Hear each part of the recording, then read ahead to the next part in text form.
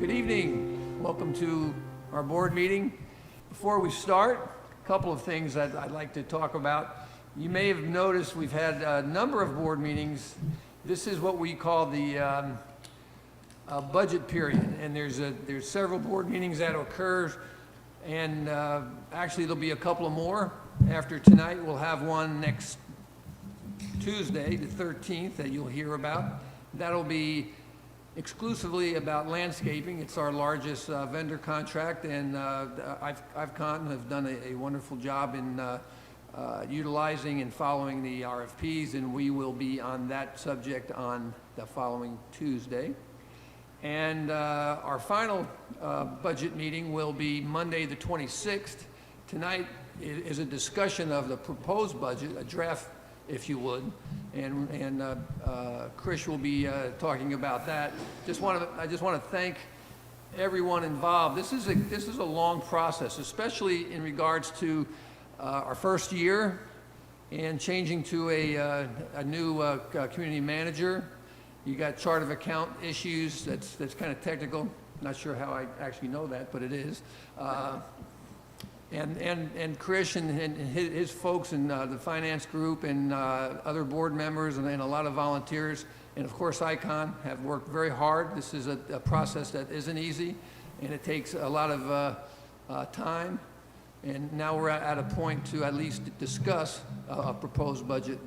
So, and before we do that, Pravat Muzumdar is our new board member.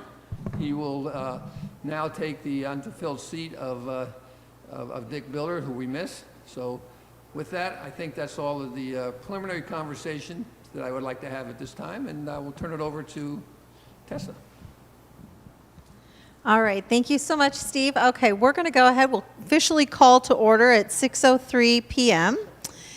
Proof of notice was posted in accordance with Florida statute, and we do have a quorum of the directors all present here this evening, so we are in good shape there. I think before we get into tonight's discussion, I just want to mention to the membership that questions are available this evening, but we're asking that you hold your questions till the very end if possible. There's going to be a lot of information presented this evening. There is likely going to be times when your question is going to get answered at some point throughout the presentation. And so if you could hold your questions to the end, we would appreciate that. That'll allow us to get through the information quickly and efficiently, and then we can go from there. So with that said, Krish, I'll go ahead and turn it over to you for the treasurer's report. Thank you, Tessa. Good evening, everyone. What I want to first start out with is give you where we are as the association's finances till end of August. I know it's October, but we postponed this from the last meeting with the number of budget topics we have. So this covers our financial update till end of August, please. As you go through the first slide, that shows you really all I'm showing you here is monthly income expenses of what is happening from month to month. As I talked to you last time, the green line is the income. That's the income coming into the association. And the red line are the expenses. And it's pretty simple. As long as the green line is above the red line, we're doing well. Okay? And I think they've done a great job, as you can see this thing.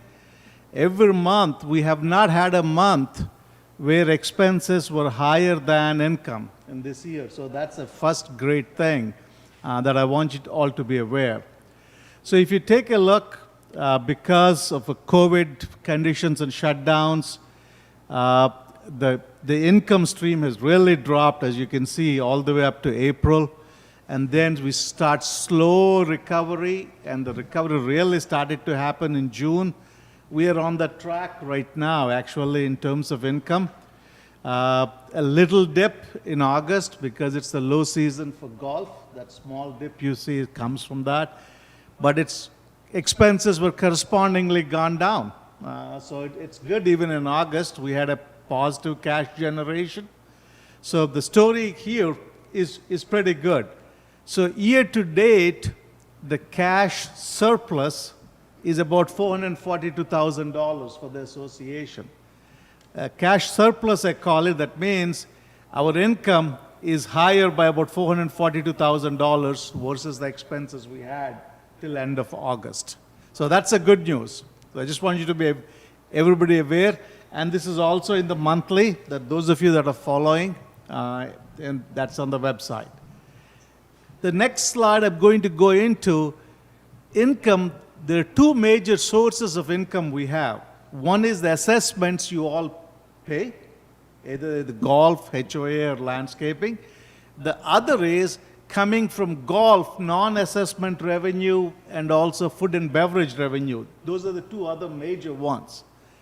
The assessment revenue that we collect is a direct function of how many homes they're closed. It's the owners that pay the assessments. So what I'm going to show you is what do they look like, the home closings versus the plan. In this slide, you see the red line is the actuals, and the dark blue line is the budget projection of home closings that Taylor Morrison gave us. As you can see, the home closings have been higher than the budget levels till end of August. They were really good in the first couple of months, and then like in really April, May, they slowed down quite a bit, and then they picked back up from June onwards, and they're following the line in parallel. So that's the good news. Since the home closings are higher than the budget, our assessment income is slightly higher than the budget too at this stage. So that's the good news. The bad part of it is that Taylor Morrison is projecting that by year end, we'll be below the line. That's what they're projecting. So let's wait and see how it works out. But since we have collected assessments from the beginning of the year, so we'll still be in balance even if the closings go below the projected line for the rest of the 4 months. Okay? So that's a good sign in terms of home closings. We project by year end that the home closings will be about 1234 versus, will be 1220 versus the 1234 that are projected. Okay, and that will be the basis for next year budget, actually. Okay, how does the non-assessment income look like? And this slide gives you an idea of the two categories. There is other small areas, but the two major contributors are golf and food and beverage, other than assessment revenue. You can see on food and beverage, we peaked in February, and a culinary center was profitable for that month in February because when we peaked in the revenue, and the revenue fell off with the COVID conditions to the lowest level in April. We're slowly inching our way upwards from then onwards, okay? And the big increase from May to June was opening of the culinary center for sitting inside. That is the increase. We're still showing the trend upwards, so which is the good news. So it is slowly coming back up, but not anywhere close to what we budgeted. And golf revenue, again, follows the same cycle. It was very high in the first quarter, and once COVID conditions, it took a deep dive, and then started to recover a little bit in kind of around the June time frame, and then the low season of the golf starts. So it's either staying steady or just coming down a little bit. That's what is happening in terms of the revenue for the non-assessment section of it. So I've given you a brief understanding of the revenue side. The next slide, I'm going to show you really compare income and expenses in terms of numbers. Okay, this is the only slide that you see in numbers, but you need to see them because to answer, is there a proposal or where do we stand in terms of assessment increases if there are any? Okay, to do that, I got to show you some numbers. Okay, the slide here breaks it down because we paid 3 assessments other than reserves. The first line is a golf, where we pay a golf assessment. And the second column is the assessment income. The third column is the non-assessment income. This is still all August year to date. The fourth column is the cost of goods sold expenses. And the fifth column is the operating and maintenance expenses. So you can see for golf, if you want to calculate the cash surplus or shortfall, is you add the two revenue or income columns and subtract the expenses from it. It's as simple as that. So golf continues to generate positive cash flow. It's about $1,060,000 at the end of August. And then we pay only one assessment for HOA, and that is utilized for food and beverage, for administration and infrastructure of the HOA, and also for all the activities in the HOA. We only pay one assessment. That's why you see for all those one assessment income, okay? Because it's not split in any way, it's just one assessment income we pay for HOA.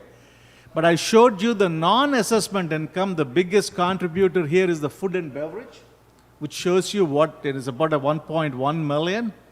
And then we get a little income from the administration infrastructure that's mostly coming from when the existing homes are sold as a fee at the closing. That's where it comes from. And then HOA activities collect, either from the spa or fitness. There is income there. And then the cost of goods sold for the corresponding areas and what the operating and maintenance expenses are. So if you combine all the three quantities in the HOA, I calculate the cash shortfall. That's the one that's being shown in red. So for all the HOA activities, the cash shortfall is about $730,000 roughly for end of August. And the last line is home landscaping. It tells you the assessment income. This is for the single-family homes. And then what is the maintenance expense for it?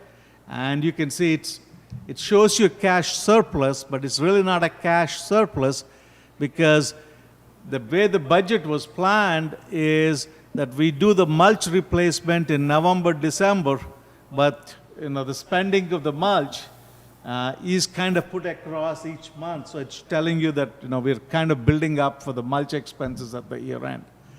When you add up at the bottom, it tells you the $442,000 number I shared with you before as the cash surplus coming out of the entire HOA.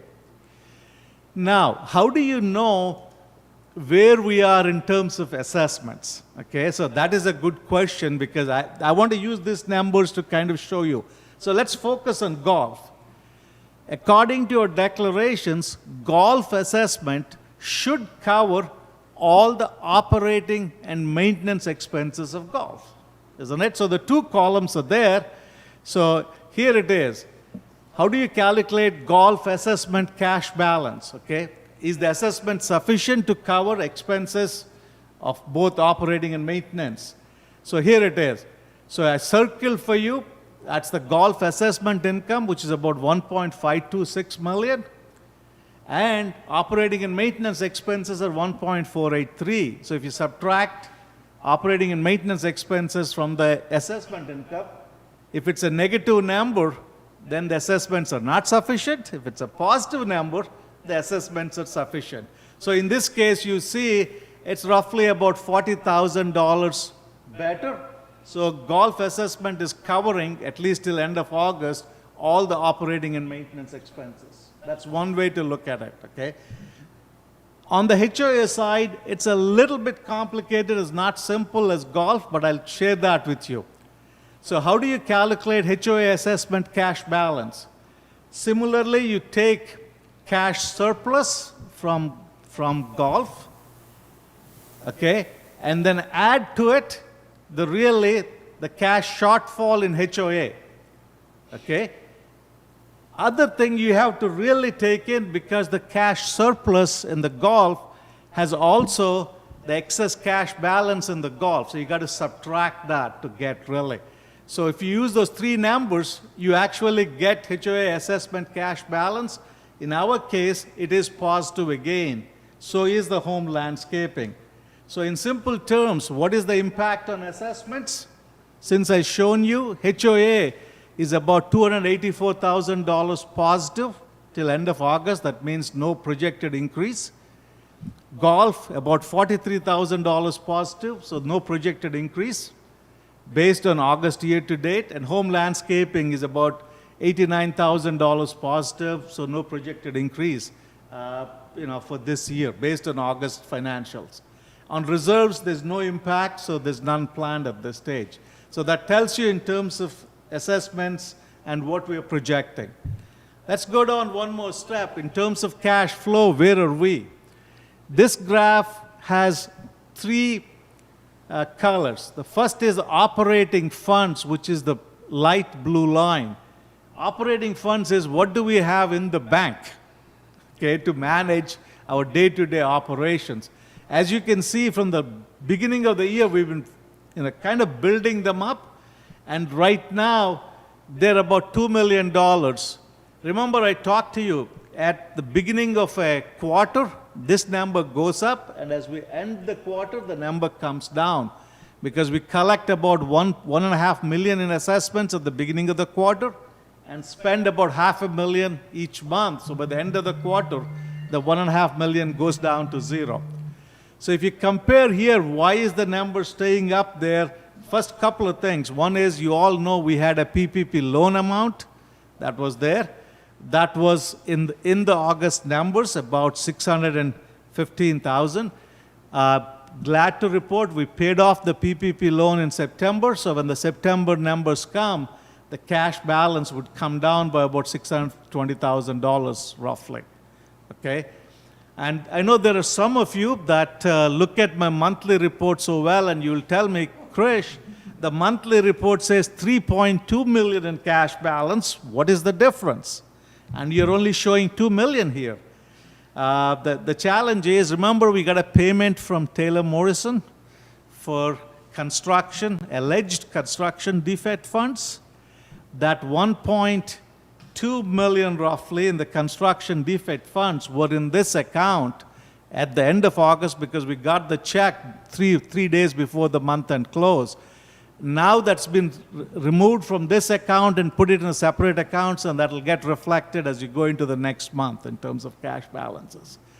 The next graph I'm showing you is the reserve funds, constantly building on the reserve funds. Right now we have about $1.2 million worth in reserve funds, which is a good number, good basis for us to work on.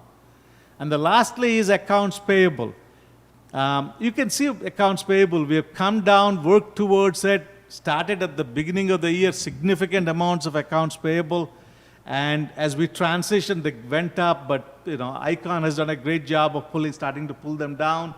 We're on the downward trend, and we get to the normal levels of somewhere about $300,000 of accounts payable in the next month or so. Okay? So that tells you where we are in terms of the cash portion of it. One last slide. This is the one we talked about the last couple of times. What is member payments overdue? When you talk of overdue, it's something more than 30 days. A lot of you send me emails getting mad at how come you're allowing that number to go up. When you look at the numbers, please don't add the current numbers into the overdue. Current means it's less than 30 days. So each of us have 30 days to pay within that time frame. So here what I'm showing you is more than 30 days due. So first one, the green line is quarterly assessments. They've taken a nice little turn downwards, which is good because we've started the processes.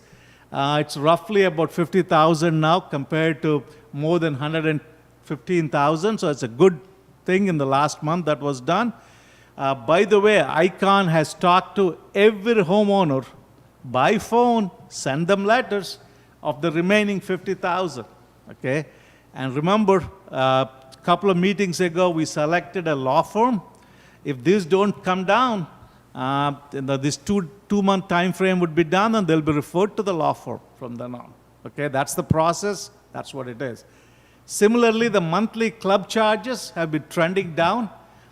They are now kind of in the $45,000 range. They're kind of in the normal zone, as I would call it. So everything is pointing in the right terms in terms of payables coming from the members. Okay? And thank you for those of you that have worked with Icon in this process.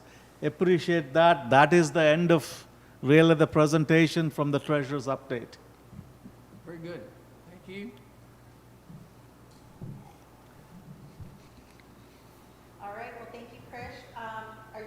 off on questions regarding the financials as well till the end? I would hope so. Okay, we can do that. And then we can move into our new business item, which is the presentation of the 2020 proposed budget and mailing discussion.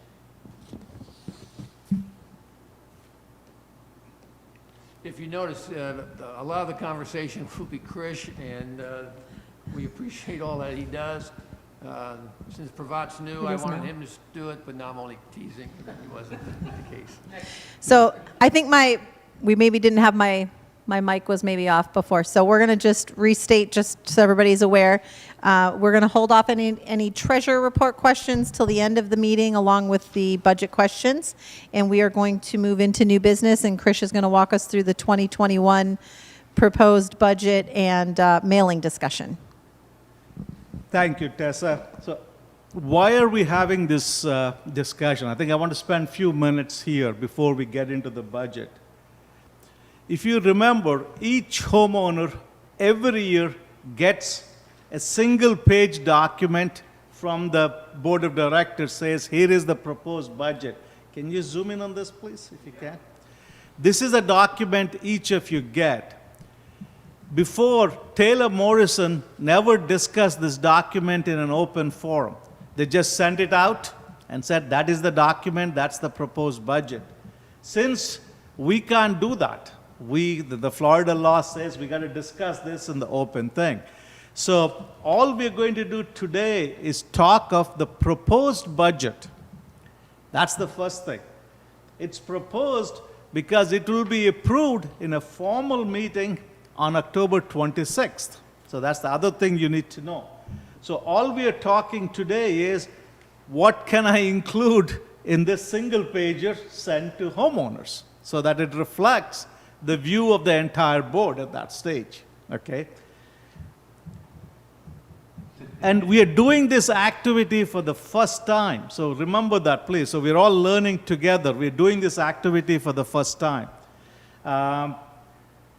Other thing, please don't take notes when this conversation is going on, because all the numbers will come to you in this single pager within another 4 or 5 days as soon as it's issued.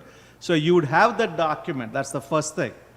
Second thing is, once the single pager comes to you, let you digest the information, then I plan to hold 4 town halls during the week of October 19th. Before we come to the approval meeting, I plan to hold 4 town halls to address any questions you all might have.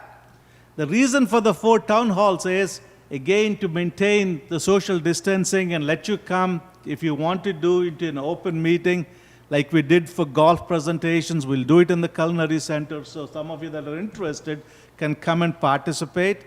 We will also,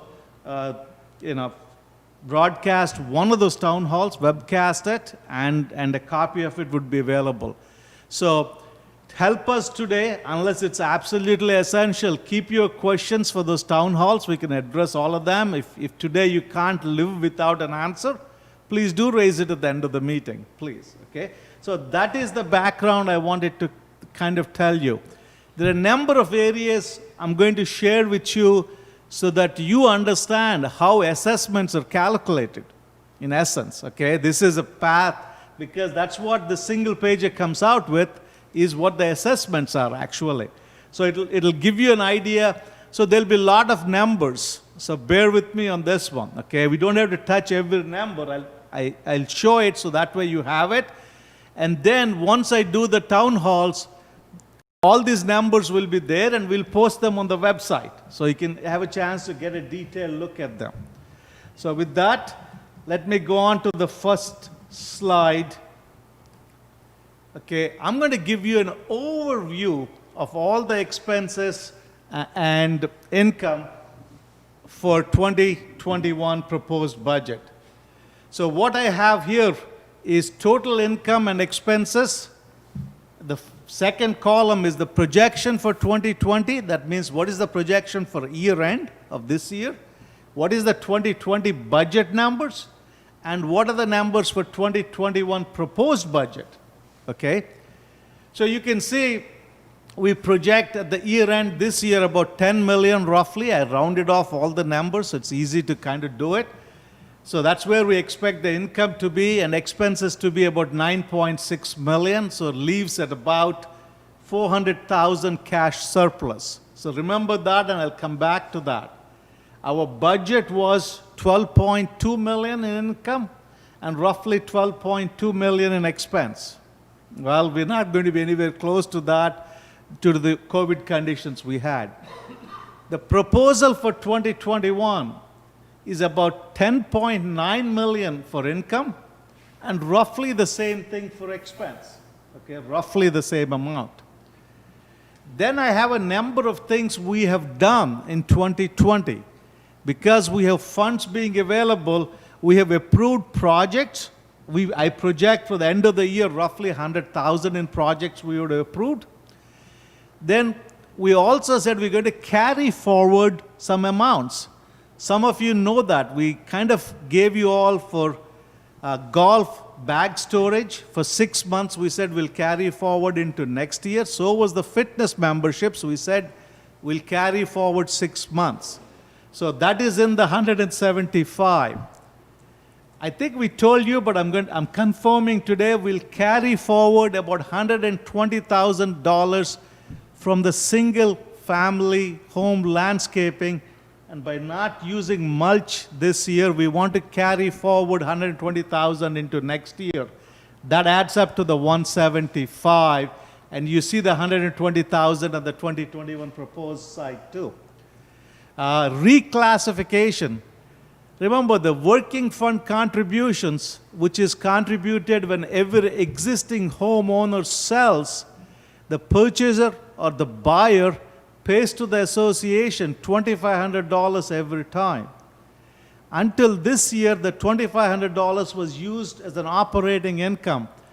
This year, this board has approved, and that money is going into the improvement fund that we kind of set up.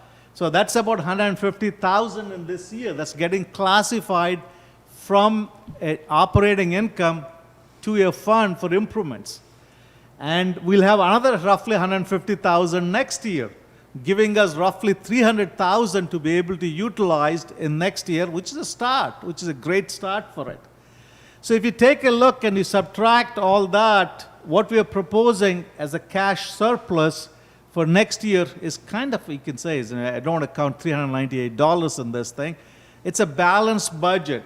I think it's a realistic budget based on that. Some of you are looking at saying, gee, Krish, how can you say it's balanced when the total income is lower than the total expenses? Because you have to take the 120,000 carried forward and add it to the income. That puts it a little bit over 11 million, and that's the difference that you're seeing, okay? And the 80,000 in total projects is collected in the income, okay? So it will be left out, so kind of showing you that information. This is an overall view. And it's really something that you all need to understand. We have been adapting as conditions change this year. And we have to do that next year too, as conditions change. I hope all our actions are dictating to you. We are adapting as things are required. The basis, the big basis for next year is 6 months under COVID conditions, the first 6 months, and the next 6 months under what's called a new normal. I don't know what that is going to look like, but it's going to be some sort of a normal that we'll come to, and that's the basis really. So when you look at the budget, that's the basis we went by. Okay, that's the background. What we did before we started to do the budget actually was, we got a legal review done. We just wanted to make sure that we are performing everything in the budget process compliant with our declarations and also following the Florida Statute 720. So as we did this process, looked at it, we came across an applicable Florida statute that was useful in terms of developing the golf budget. I'm just going to put that up. It clearly states expenses incurred in the production of non-assessment revenues shall not be included in the operating expenses. I mean, very powerful. Actually, so we applied this thing for golf because other areas it's automatically being applied, okay? So it's a statute, so we talked about it in the golf meeting, and I talked about it in a board meeting here because the board approved the process after this legal review. So the first thing we're going to start off is with golf. And the first thing I'm going to start in golf is look at the non-assessment revenue in golf. Because unless you fix the assessment, you can't project what the assessment revenue is. So we look at non-assessment revenue, look at the expenses, and then calculate the golf assessment, okay? So non-assessment revenue and expenses in golf. I'm going to use this kind of a thing. You will see 2020 budget expenses. You will see, in this case, 2020 budget and revenue and expense both. What are the categories of non-assessment revenue? And you will see them in 2021, what is the proposed revenue and what is the proposed expense. Okay, that's what you have. And I put in there what is the expense type. If you follow through, I don't want to go through every number, the big revenue sources for non-assessment revenue are member card fees, non-member green fees, and merchandise. Okay? So you're saying we're projecting for next year for member card fees about $785,000 roughly. What are the associated expenses with them? Are the cart lease costs and the cart charging costs for electricity. And so those are listed to you separately. Let's take a look at merchandise. Roughly $150,000 in revenue projected next year. There's cost of goods sold because you have to buy the merchandise, and that's the cost of goods sold. That's about $104,000. Okay? And correspondingly to these items, you can look at in 2020 and what the budgeted numbers were. We're not very far off in all these things, except in two cases, and I'll come to that. The last one is non-member green fee. So one part of the green fee that's straightforward is the credit card fees. It's really the non-members charging at the desk, and we incur credit card fees. So we pull those out as an expense associated with the non-assessment revenue.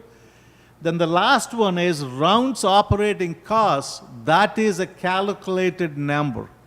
The way it's calculated is you take all the budget expense items that are there, you add them, except for the rounds operating costs, subtract the total from the total golf operating costs, and then ratio it by the rounds in terms of the ratio of non-member rounds to total rounds.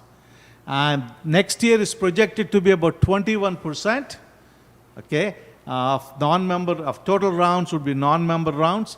That gives you roughly $145,000 worth of rounds operating costs.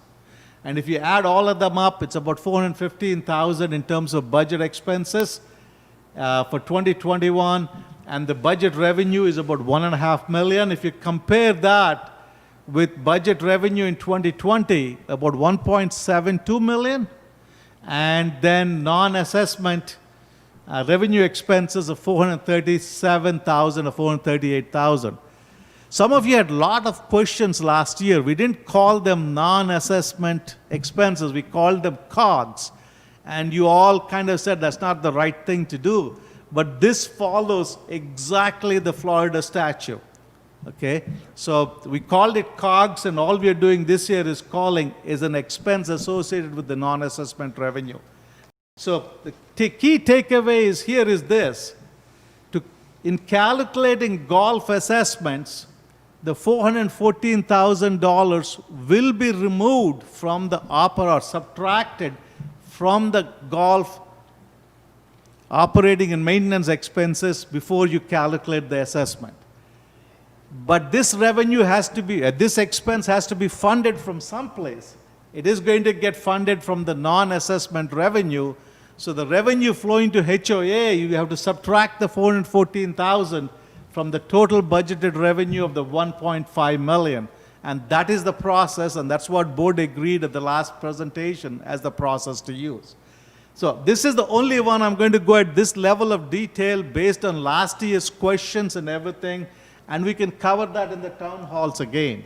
Okay? So moving on from here, what is the proposed golf assessment and how are we going to calculate it? Okay, basically you have to add golf operating expenses and golf maintenance expenses. So next year proposed is about $970,000 for operating expenses, about $1.7 million for golf maintenance expenses. Take a look. Both of them are lower than the current year budget. I mean, ICON kind of deserves a lot of credit on how they did it. They absorbed in all this about $200,000 worth of golf lease costs for the maintenance equipment we leased. They absorbed that, and they still came out, which they're highly confident that that's more than sufficient for them to manage the golf course the way we have it.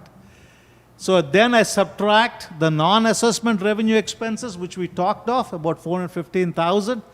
That leaves operating and maintenance expenses, excluding the non-assessment revenue expenses, of about $2.25 million for 2021. Compared to 2020, it was about $2.29 million. Very similar. We use that in calculating really the golf assessments. Because of where we are, and the board has to approve this today, I have included something called golf project funds.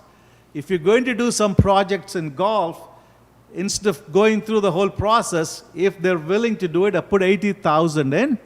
That's roughly $100 per golf home into this thing. And I've used that, so when you're calculating the assessment, you have to add the $80,000 to the $2.247 million, okay? Here is how we do the assessment calculation for golf. We have to estimate the number of golf homes paying full year assessment. Please realize that it's an estimate based on the projections of homes. So when I did the treasurer's presentation, I showed you we track whether the budget and the actuals match, because we want to check and verify this estimation. So if you add 2.247 and 80,000 and divide by 802, that gives you a projected golf assessment of about 2,900 for 2021. How does that compare? Versus this year, it's about $150 lower than this year's assessment. Where is that coming from? One is the significant increase in the golf homes, going from 750 to 802, that helps. The other thing is, we talked of the decrease in the overall operating and maintenance cost. That helps too. Those two are contributing towards it. I hope you're following it. And so that's how the golf assessment has been calculated, and it's projected to be lower than this year. All right, Chris, got a couple of points I just want to make so the community knows this. The golf maintenance expenses is just a little less. However, ICON has guaranteed that they will continue the improvement process and the things necessary to keep improving our golf course. And so hats off to Mickey and all the folks there so there's nothing that's going to be less done than it was this year going to next year. Second thing is the projects, one of the big projects most likely will be done is the expansion of the driving range with the mat that everyone's been talking about. So that's where a majority of the projects would be right now, the way it looks. Thank you. Thank you. I'm going to get to them anyway. So. Oh, are you? Okay. It's okay. So that is the golf side. So what is there for the board to discuss? What are the golf key proposals in the proposed budget? Okay. The current proposed budget includes the following bases already. One, the 80,000 is for golf projects such as the driving range expansion that Steve kind of just talked about. Okay? If it's not approved in 2020, there's a chance we might approve it this year, depending on how it is. If it's not, the money is there in 2020 to get it done very quickly. And I told you the impact of this on a golf home is about $100 per home. It's already included in the $2,900 assessment. So this is not an addition. So I'm just letting you know the board has to agree to this because we're kind of changing the basis as we're going along in this thing. That's the first item. The second item, this is the one I got to stand up and tell you. The member card fees are at current level right now in the proposed budget. I know we committed to saying we will have something to communicate at the budget meeting. What we found out was once we started to pull on one lever, we found there are a number of things we need to address. So need additional work to evaluate a holistic solution to include all golf member card programs. So it's not just the card fee discounts. We got to also include private card usage. What are we going to do with it?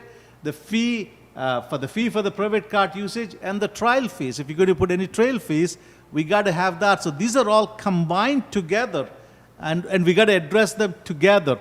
So that's the reason why the member fees are kept at the current level. Okay?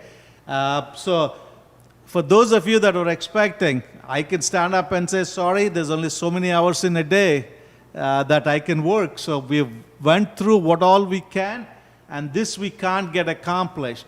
I'm sure Sandy and other board members, when they come into discussion, will tell you, we'll try to look at them and get back before the year is done, at the very beginning of next year, what these three things would look like, actually, okay?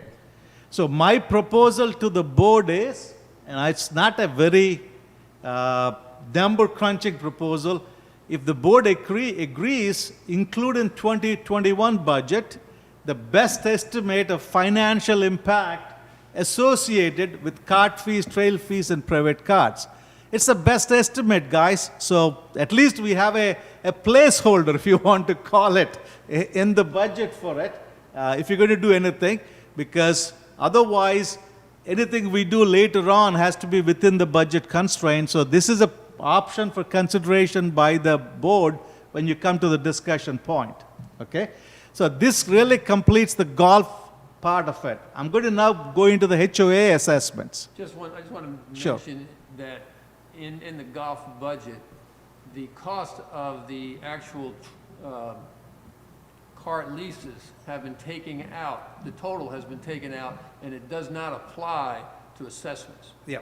So that part of it has been taken out. The other part that Chris was mentioning, we have to continue to research and come up with a variety of other options in regards to cart fees, trail fees, and private cards, which we will do, that we're going to commit to do before the first of the year, or by the first of the year. I think, Steve, it's not only just the cart lease costs. I showed them $414,000 worth of costs are not part of the golf assessments, and cart lease is one of the components in the $414,000. No, I Yeah. think that's true. I think that there was a lot of questions about the cart leases already in last year. Yeah. In the golf assessments, they're not in it This going year, forward. absolutely. Thank you. Okay, let's move on to HOA. The first part in the HOA is the food and beverage income and expense. The concept is very similar. You have three columns. Middle is the category. What is in 2020 budget and what we are proposing in 2021 budget. The first item is Bahama Bar revenue. They're proposing actually $885,000 for next year. We're going to be in that range this year. Maybe not exactly there, but we're going to be in that range. Last year budget number was very low on Bahama Bar, very high in culinary center. So next year budget is getting more realistic on the culinary center revenue of about only 1.2 million being projected. They have projecting banquets and catering in a similar thing, but slightly lower than this year's budget. The new catering manager has been hired. I think Bobby is going to put out a note on that sometime later this week. So I think we're starting the process and saying, how do we get into some small scale banquets and catering so we can kind of move towards that.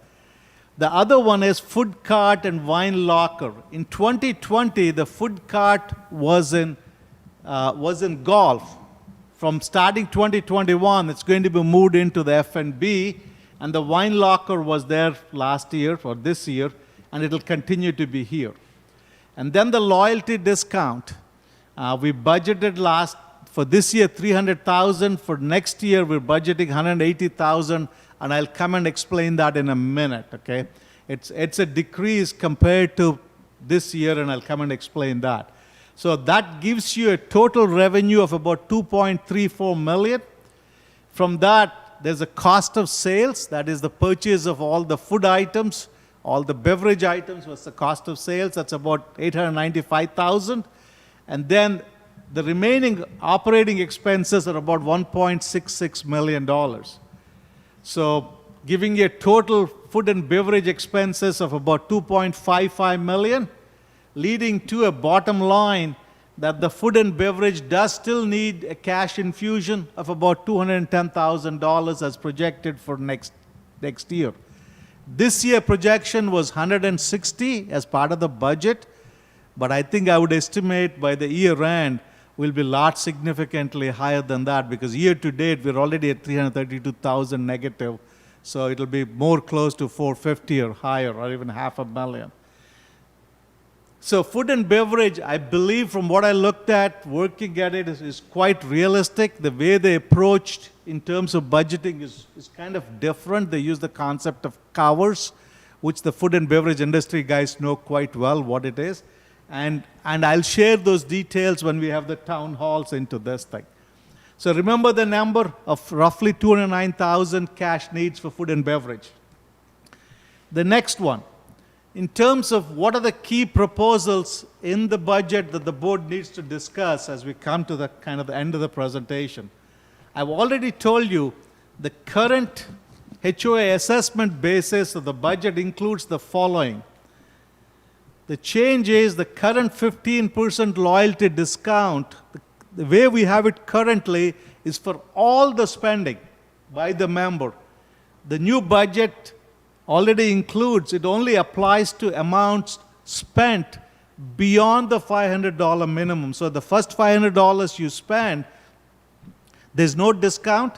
After that, any amount you spend as a member, you get a discount. This is again, the $500 minimum is for the home, so it's based on the home at that stage. Okay, that is the current basis that I want you to understand.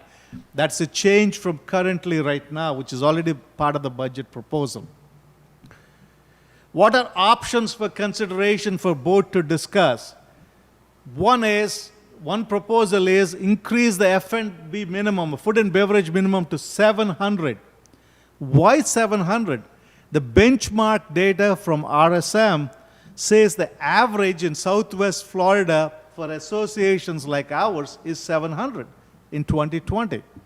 So if we're going to make some change, at least let us get to the average level of the other associations. If you're going to increase that, I think to help the homeowners, add that discount not only to food, for beverages also. So you don't keep it outside. So if you increase to 700, make it food and beverage, both. And then add the 15% discount after the minimum of $700 is met. That's one option. This option impact is roughly $50,000 improvement in F&B bottom line. I'm talking of the bottom line. So what you saw is 210. If you do this option, you can take roughly 50,000 out of it. Okay, it'll come back to like what this year's level projection was. The other option that the board can consider is keep the F&B minimum at 500 to include food only and no loyalty discount. Take the entire loyalty discount away. That impact is 150,000 improvement on the bottom line. That means you're going to bring the food and beverage thing close to being, not really, but close to being break even if you wanted to do that. Here are the two options in addition to what we've done that we can discuss as soon as this is done. Okay? So remember the food and beverage bottom line is 208,000 roughly. Let's now go to common areas in HOA of income and expenses. Okay, one is HOA fees and gates income. 2020 proposed is quite low compared to the budget, and I'll come back and explain from 2020. The reason is the working fund contributions we talked about when the home is sold, okay, of the 2,500, they were in the 2020 budget. Okay, remember in 2021, they're all going to improvement funds, so that's not part of operating income anymore. That's the first thing. Second thing, we actually, as a board, will decide, one of the things that has happened is that the cart entry cards that we're getting, the thing right now is to make them, the association is going to give them to the homeowners at cost. So we were charging, I believe, $50 before per card. It's now going to come down to $25 starting next year, because that's what it costs the association. That's what we're going to do and not make any money there in that process. Okay, that's the other reason why the gate income has come down. The next one, payroll administrative expenses. Again, ICON has this under quite a good focus, and you can see they're projecting a lower payroll expense compared to this year's budget. Okay, buildings, gates, and pools expense, that has increased. And why has it increased compared to this year? The first thing you all need to know is, as soon as ICON came in, they said our pool maintenance contract was more like a home pool maintenance contract, not a commercial pool maintenance contract. And I still remember it, so that has been enhanced. We've been paying at the commercial pool level about 2 months ago, and that's gone into next year. We have added now all HVAC systems for all the buildings on a preventive maintenance contract for all the units.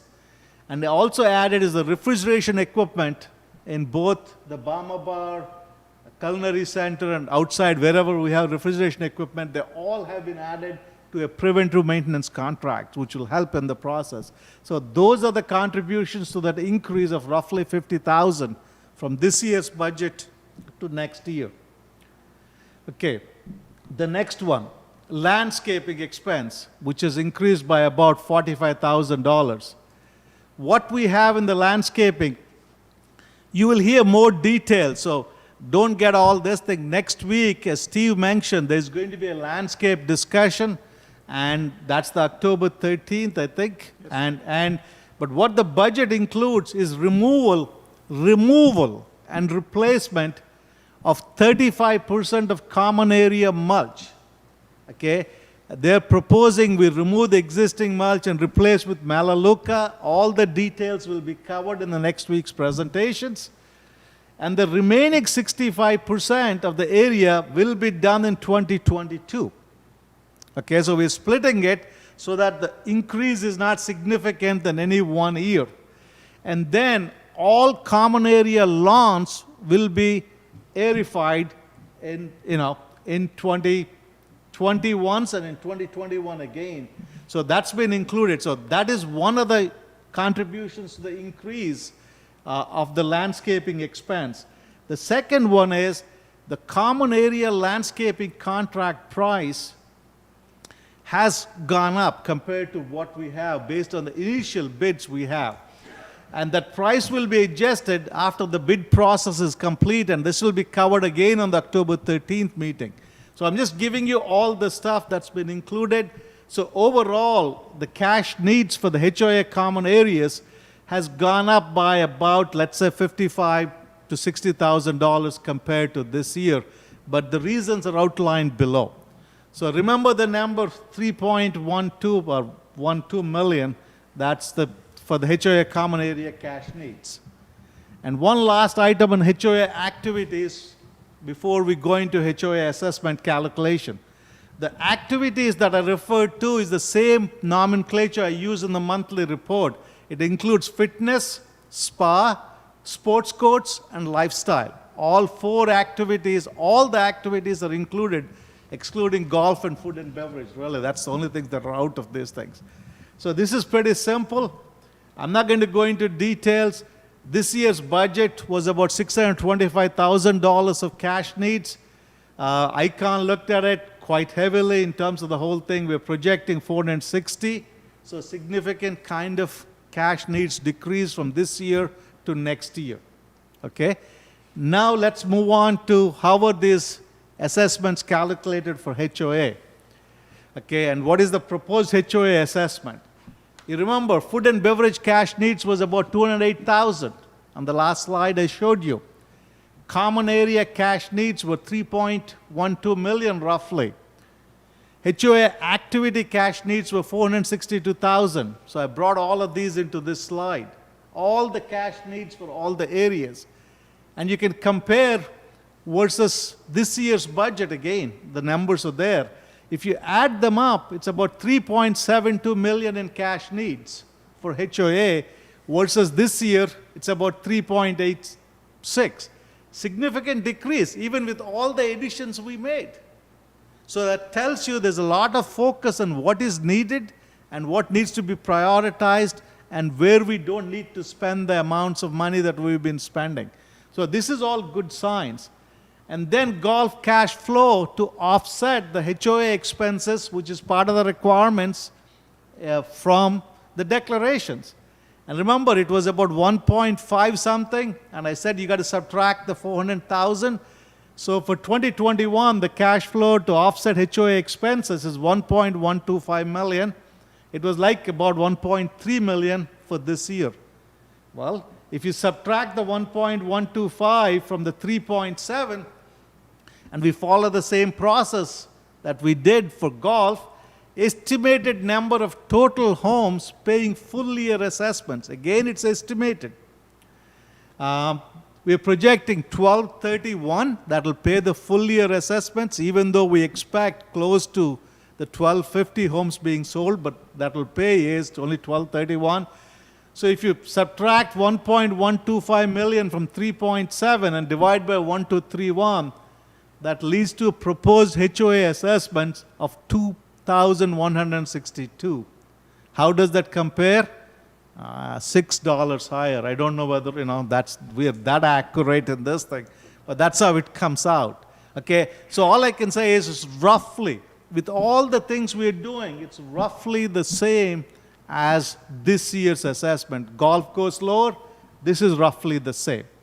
Okay, that completes the HOA assessment, what is the proposal is. So the other two assessments is single-family homes. Okay, I'm going to take a little bit of time in single-family homes assessment. I'm sorry, before I go there, let's say what are the options that the board needs to consider.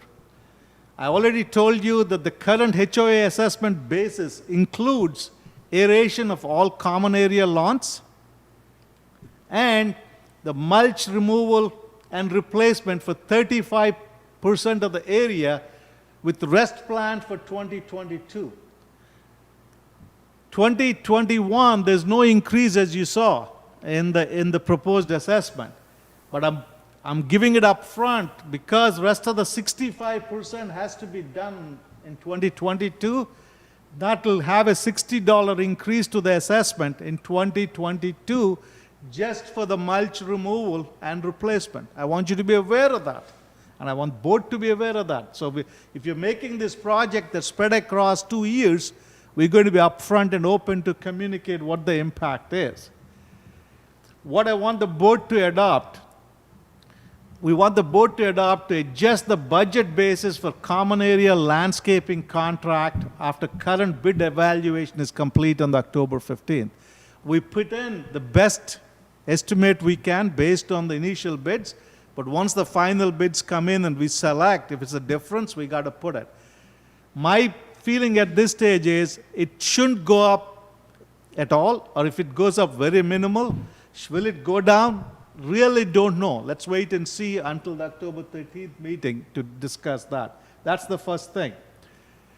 The other thing is adjust the mulch removal and replacement expenses following any feedback after the board presentation on the 13th. There are some changes to it versus the basis we used. We got to change that. The reason I'm asking board to do this is because the single pager is going to go out to you. You will have it before October 13th. So this has to be done after you receive the single pager. Okay, that's the reason to do that. Okay, now let's move on into single-family home landscaping. Follows the same process. What are the major areas? Landscape contract, that is right now, a lot of you know is TrueScapes. What is the total contract for all single-family homes? The proposal is about close to 1,080,000. How did we come up with that? We said the worst case is roughly 5% increase compared to the current proposal, which we have about 1.03 million. So that's the 50,000 increase that's been put in. And we'll correct that once we get the bids all done. Okay? Mulch removal. Since we're going to start the mulch in the common areas, here the mulch removal and replacement is a significant increase, about $120,000 compared to this year. Okay? A significant portion of it is removal, and there is some in terms of replacement. So that's the second item. Irrigation systems slightly increased because we're finding a lot more irrigation repairs that needs to be done. But what ICON has come up and agreed is for irrigation repairs will be brought in-house starting next year. They won't be part of the contract work, so we can control those costs, manage them better, and see if we can kind of start to do. So those savings have already been built in to get to the 134 by doing it internally. Remember the last board meeting, we approved one single individual as manpower to manage all the landscape stuff so that there's one focus, single point accountability. And that payroll and overhead and benefits for that individual is $74,400. And then, same as common areas, an aerification project that now testing is going on for 50 homes. And if that is successful, all the homes will be done next year. That costs $41,000. So if you compare, this does look like a big increase, 1.3 million versus 1.6 million. The way it decreases a little bit is 120,000 we plan to carry over from this year into next year. So you can take that one out. If we decrease 120,000 out of it, so it comes down to then 1.49 million. Still significant increase compared to 1.3. So based on that, as the 1.6 million, here is the proposed single-family home landscape assessments. Okay, roughly, they're based on the lot size, which all of you are aware of, depending on the lot size you have.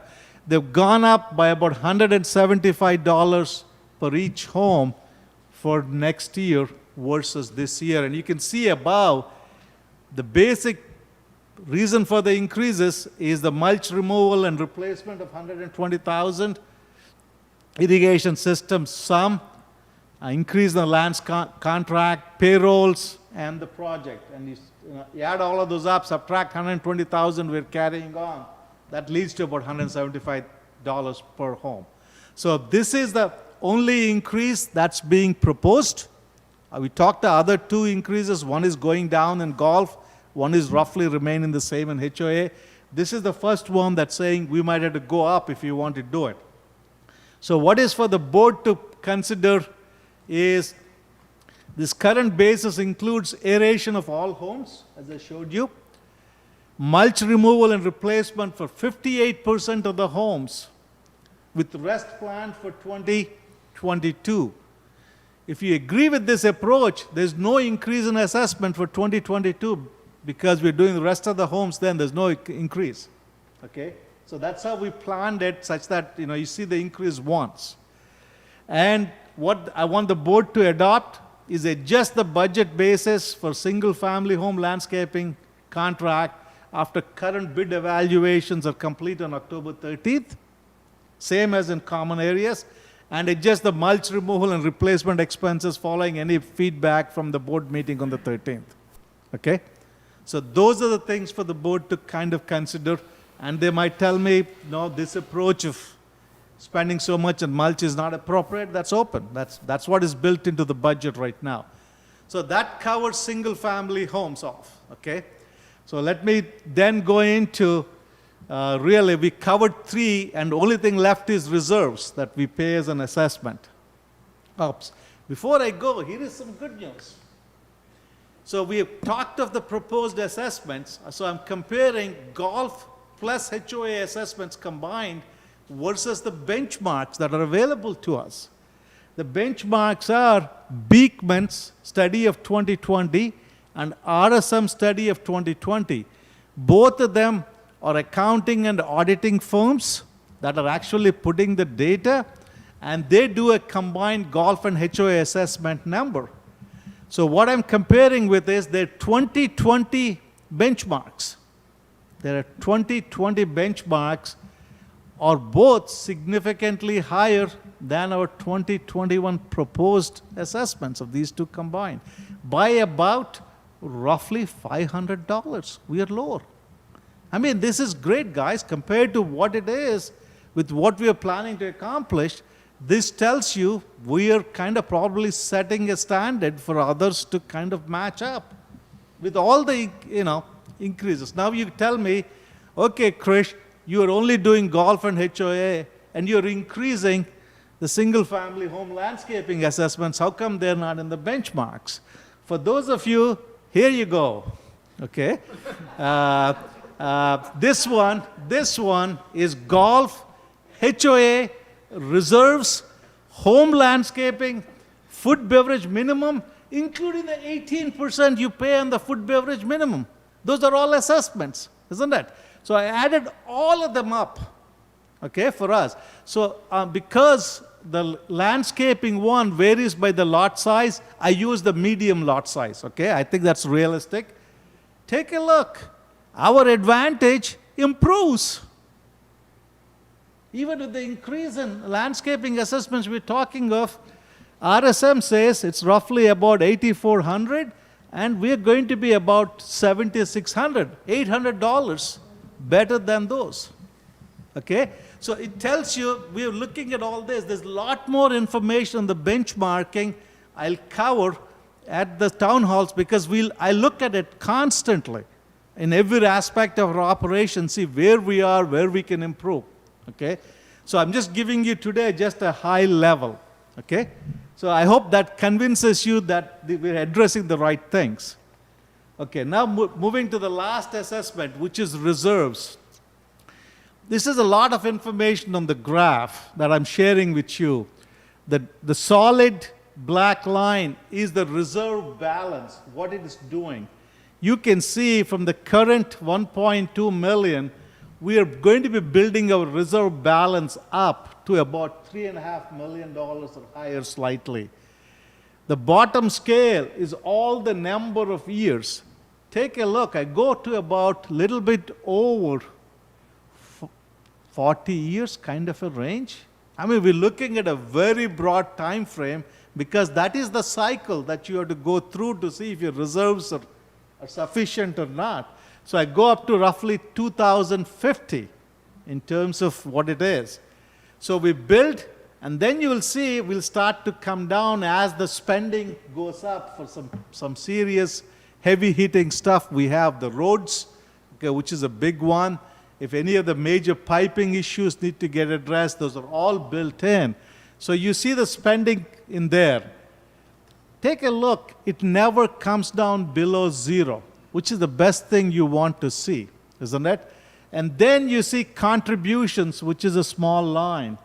The contributions I have used still 350 as we have it for this year, then goes up to 400 for 5 years after that, then goes up to 450 for another 5 years, then goes up to 500 for another 5 years, and 550 for 10 more years, so like that actually. So as you look into the future, you can see that line going up, but it doesn't go up every year. You take one step jump, and it stays at that level for 4 or 5 years, and takes another step jump after that. On that basis, it says we can manage our needs in terms of that, leaving the reserves at 350 for next year. That's the basis. All of you are going to get more information on the reserves. So the proposal to the board is maintain the reserve assessment at current level of 350 for next year also. We proposed budget includes costs for a reserve study to be done in 2021. Based on the study results, evaluate if the assessment is sufficient to meet future needs. So we'll do that next year once we get the study results. And then you all will receive, along with the copy of the proposed budget, you will receive a reserve schedule, a single-page reserve schedule. You can take a look and say, what are all the items that are going to be in the reserves? And we can spend more time on the reserves in the town hall, okay? So reserve items that are planned to be implemented in 2021 will be approved at the budget meeting, okay, on the October 26th. They're not brought forward here. All we're doing is the assessments today. So that completes the reserves. I'm just going to quickly go through, in about 5 minutes, the projects. But I want to tell you, you all have given us some great input as part of the feedback from the survey. And the strategic planning group has done a great job of putting one slide up. That is, what is the overall importance for you of the area, and what is the level of dissatisfaction? Okay? So if you're on the right-hand corner in this slide and high up, that means you're highly dissatisfied and your importance is high for you.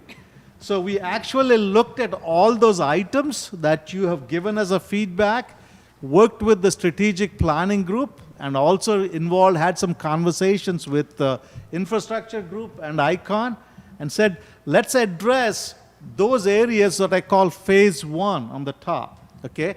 That means they're the highest dissatisfaction and overall high importance, and I think that's the best way to address them. Once those are done, we'll come back into phase 2 and phase 3 to address other things, okay? So these projects, I'm just going to very quickly go through. I'm not going to spend a lot of time. One of the projects is lighting. Okay, we talked about it. Mailboxes, Benita Court, and AC parking. 445 of you were dissatisfied. It's also got to do with safety, so it's gotten up as one of the highest in the list. And it's going to be funded from the construction defect fund. So I don't want to spend any more time. Gates, access, and security. It has got some safety issues. 479 of you were dissatisfied with it. It's under review. They're just completing to close this thing. We're going to fund it from improvement and reserve funds. It's not coming from operating funds till now. Home landscaping, we talked of. It's getting from the operating funds. We talked of it. Home landscaping, in terms of mulch, we talked of that. It's also coming from operating funds. Golf course drainage, which has been an issue, it's going to come from the construction defect funds. About 330 of you were dissatisfied with it. Upgrade Bomber Bar, okay? About 320 of you said we should do it. Okay, it's going to come from improvement funds, but the scope has to be defined, do all that. And then culinary center acoustics. As you know, the first phase is pretty much complete. Some of you should go test it also in your own voice and see how you feel about it. But it's there, and let's see how next phases will come. You asked us to improve the culinary center ambience. If the scope is defined and we find the right things with ICON's help, if it's the right project, it will come from improvement funds. Common area landscape, we talked about it. It's coming from the operating funds. Common area landscape for mulch removal is coming from operating funds. Road repair final layer, Taylor Morrison has completed it. So it's kind of done from their point of view, except for one street, which is where the condos are. That they will complete. Sidewalks, this is a safety issue, and it will be from the reserve funds to complete them. Golf course conditions, that's all part of normal operations. There's nothing in addition. And you probably are seeing the improvements they've done. Mailboxes are going to come from the reserve funds. Ponds, if the scope is defined, it has to come from the operating funds. And we're going to look at that. And website has already been approved from the operating funds. Culinary and wellness center landscape, it has to come from the operating funds. So we have taken your input, prioritized them based on your dissatisfaction. And one last slide is upgrade amenity center. I know that's only about 100 of you said you're dissatisfied with it. It's still on the list, and we'll work on that as part of everything else if sufficient money is improvement funds. The number of projects that have been listed from the groups and ICON, which we already talked about. Driving range expansion has already been funded as part of the budget. Golf bunker drainage, most of those are coming from construction defect funds, so that we don't need to worry about it. There are a couple of requests that have come in. Pickleball covering at $40,000. If it's approved, it'll come from the improvement funds. Tennis projects, about $10,000 improvement funds. And consolidate third-party software, if it's done, it's going to be in improvement funds too. Okay? So you can see, so the question comes up, do you have sufficient improvement funds to do all this? That's a great question, and I'm going to come to closing. So based on the prioritization list, here is the proposal to the board. One is single-family home landscaping. We already budgeted in the budget roughly that amount. It's already there. For the HOA landscaping, we budgeted that. Golf has $80,000 as a proposal. Improvement funds, I said we'll have about $250,000 available. Okay, that's the proposal. $250,000 going to be available. $150,000 from this year. Even though we get $150,000 next year, by the time we get the money, the year would be done. So all I'm saying is roughly $250,000 available to spend. So the challenge for the board is going to be need to agree on which projects will be funded from the improvement funds as we go on through the year. That's how we're going to manage it. Okay, are there options to kind of increase the improvement funds? Yeah, it'll come to that in a minute. In addition, we'll get the required funds from the construction defects or components in the reserve funds as we identified. So here is a controversial proposal that I want to put forth. I got to propose to increase the working fund contributions, which are done by the buyer, so no impact on any homeowner, nothing coming out of our pocket, of all existing home sales, from the current $2,500 per home to $3,500. Why $3,500? Because the benchmarks indicate the average is $3,700 in the area. So why are we collecting less? And everybody else is collecting $3,700. Maybe it should be $3,700. But since it's in declarations, the only way we can do that is to change declarations. So my proposal to the board is at the annual meeting, let's put this one item. It impacts no one. If we can't get this through to getting 2/3 people voting for it, that tells you whether this process can ever be tried again. But we should do that at the annual board meeting because we can collect this way $60,000 more a year into the improvement funds. So with that, I kind of conclude in saying that's the end of the presentation for the 2021 proposed budget. Chris, you did a wonderful job. A lot of people were put their sweat and tears in this thing, is besides you and of course Icon. There's several things we need to talk about, obviously, and just want to know if this is the time to talk about the proposals based on each segment. However, where are you on? We've just got one right now that's regarding road work, so I don't know that it's necessarily budget related, but. I think you're going to find, of course, this presentation is going to be online. There's a lot of work in regards to projects. There's a lot of work that's been done already in regards to funding these projects. I think that the financials of this community are very strong, and that's a compliment to everyone in this community. I want to make sure it stays to the values that's we're supposed to protect the property values and enhance the experience, and I think this presentation validates that. So with that, yes. I was going to say it's hard to hear you. I'm sorry? They're saying it's hard to hear you. It's hard to hear me? Yes. I did that on purpose. So, take that off.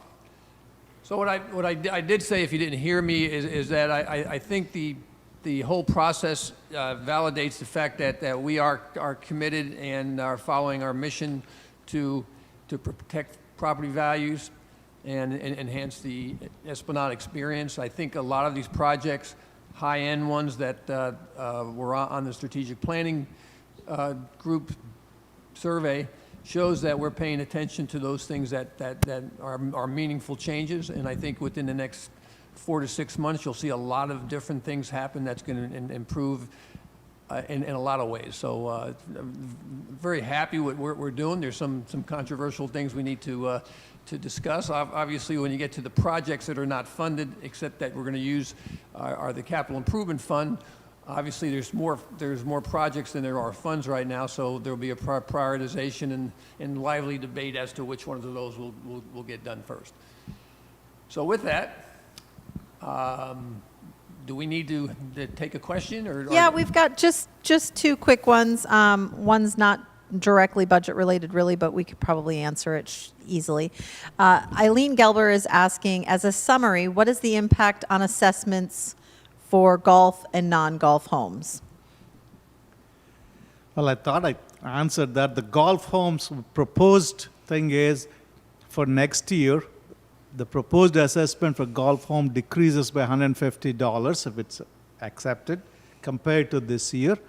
For HOA assessments, roughly stays the same from this year to next year. The only increase that was proposed is for single-family home landscaping of about $175. So you're talking a maximum, as based on the proposal, about a maximum of $180 increase per home.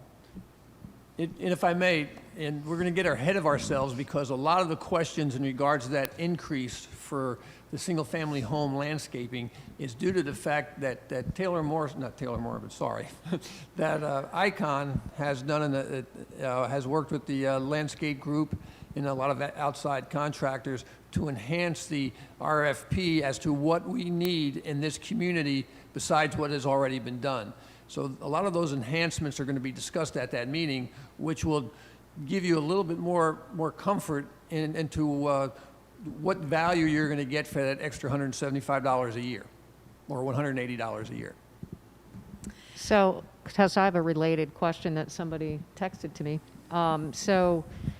Related to the landscaping, is that 175 a one-time assessment, or will that be an ongoing increase in the assessments for landscaping?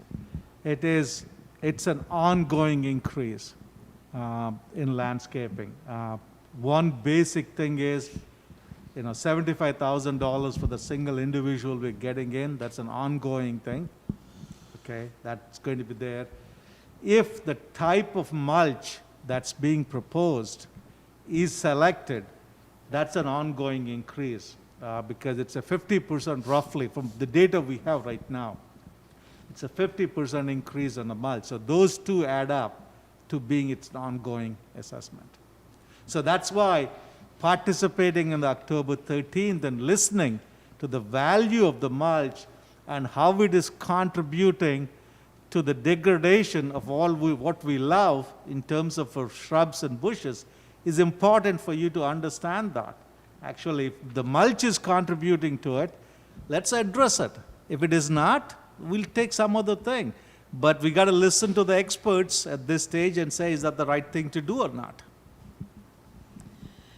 Audrey Jackal states, why not include the 2020 year-to-date actual and year-end assessment to assess 2021 budget by the main categories, especially since there is a surplus in 2020, which may show 2021 budget is more than needed? Okay, that's a great question. I thought I addressed how we are using the surplus already in this year. The surplus is roughly $400,000, out of which I kind of already indicated we are carrying over about $175,000 into next year. Okay, $120,000 from single-family homes that we're carrying over, and then we're carrying over $55,000 of what we gave as for golf bag storage and fitness fees. We're carrying over those. So we're carrying over some amounts. The other thing we have done is we're carrying over from this $400,000 another $150,000 worth of working fund contributions into next year for projects. Okay? So, and next year, we took out the $150,000 from operating expenses and putting into capital projects again. So we kind of managed all that. And this year's savings, we got to understand, a significant portion of them have come because we let go employees for some time at the height of the COVID, and we didn't replace them from the furlough for about 6 weeks or so. That is the significant savings, which I don't think we're going to have next year. No. So based on that and everything else, I believe it's a reasonable number next year. The answer, the first request is, why don't you show me this year's projections by each of those items, is a great question. Ma'am, all I have is 24 hours in a day. I think until ICON has the process where they can do it by line item, and what the projections at the end of the year are, that's only time we're going to have it. And there's a conversations occurring right now with ICON. How do we get it in place? Will they have it in the next couple of months? Probably not. It's a lot of work. But we are working on it to get year-end projections to be more accurate than what I have been doing on my computer. Thank you, Krish. James Friederbach is asking, regarding the homeowner's landscaping assessment, why is the 45-foot assessment about $100 less than the assessment for twice the size of a 90-foot lot?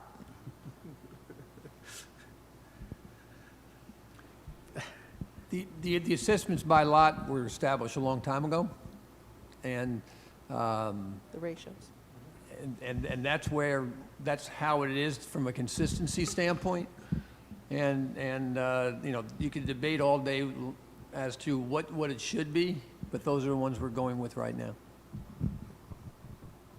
I also might add, just because the lot size is larger, typically a larger lot has a larger house, so the difference in the actual lawn isn't as great as it sounds. That's a very good point. That's a very good point. And we have a lot of areas where people have even made modifications and expanded and put in pools and lanais, and that reduces that landscape area even further in some cases. So it turns out our members are stating that Krish is a dynamo and a rock star. Oh, boy. Wow. I take a bow to them. You can pay them later. I think that's, unless we have some other questions come up. The only other kind of non-budget question had come up, and two people had mentioned it. Are we leaving the patchwork road work? Napoli Run is not complete. Another person stated, I agree, the roads look terrible. Are we going to make them consistent? I guess I don't understand the question. The work that was done to repair the roads and had that first lift done, then in our agreement, they were going to come back and put the second lift in those areas, and they've completed those from my understanding. Again, the only second lift left is going to be Messina Loop, where the condos are, and that's going to be done. It has to be done by contract by 12 months from August. So clock's Okay. on that. So, But I'm not sure I understand what the question is. I can speak a little bit to that just based on feedback that I've received from some residents. It's more about where they've done the second lift of asphalt, and now there are all these tire tracks, oil tracks, where they ran the equipment.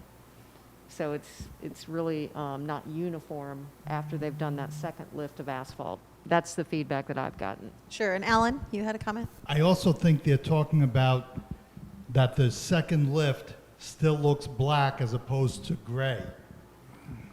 And I've been told by the engineers that with time, the gray will come up. So while it looks black now, that's just because it's new. With time, it'll get uniform.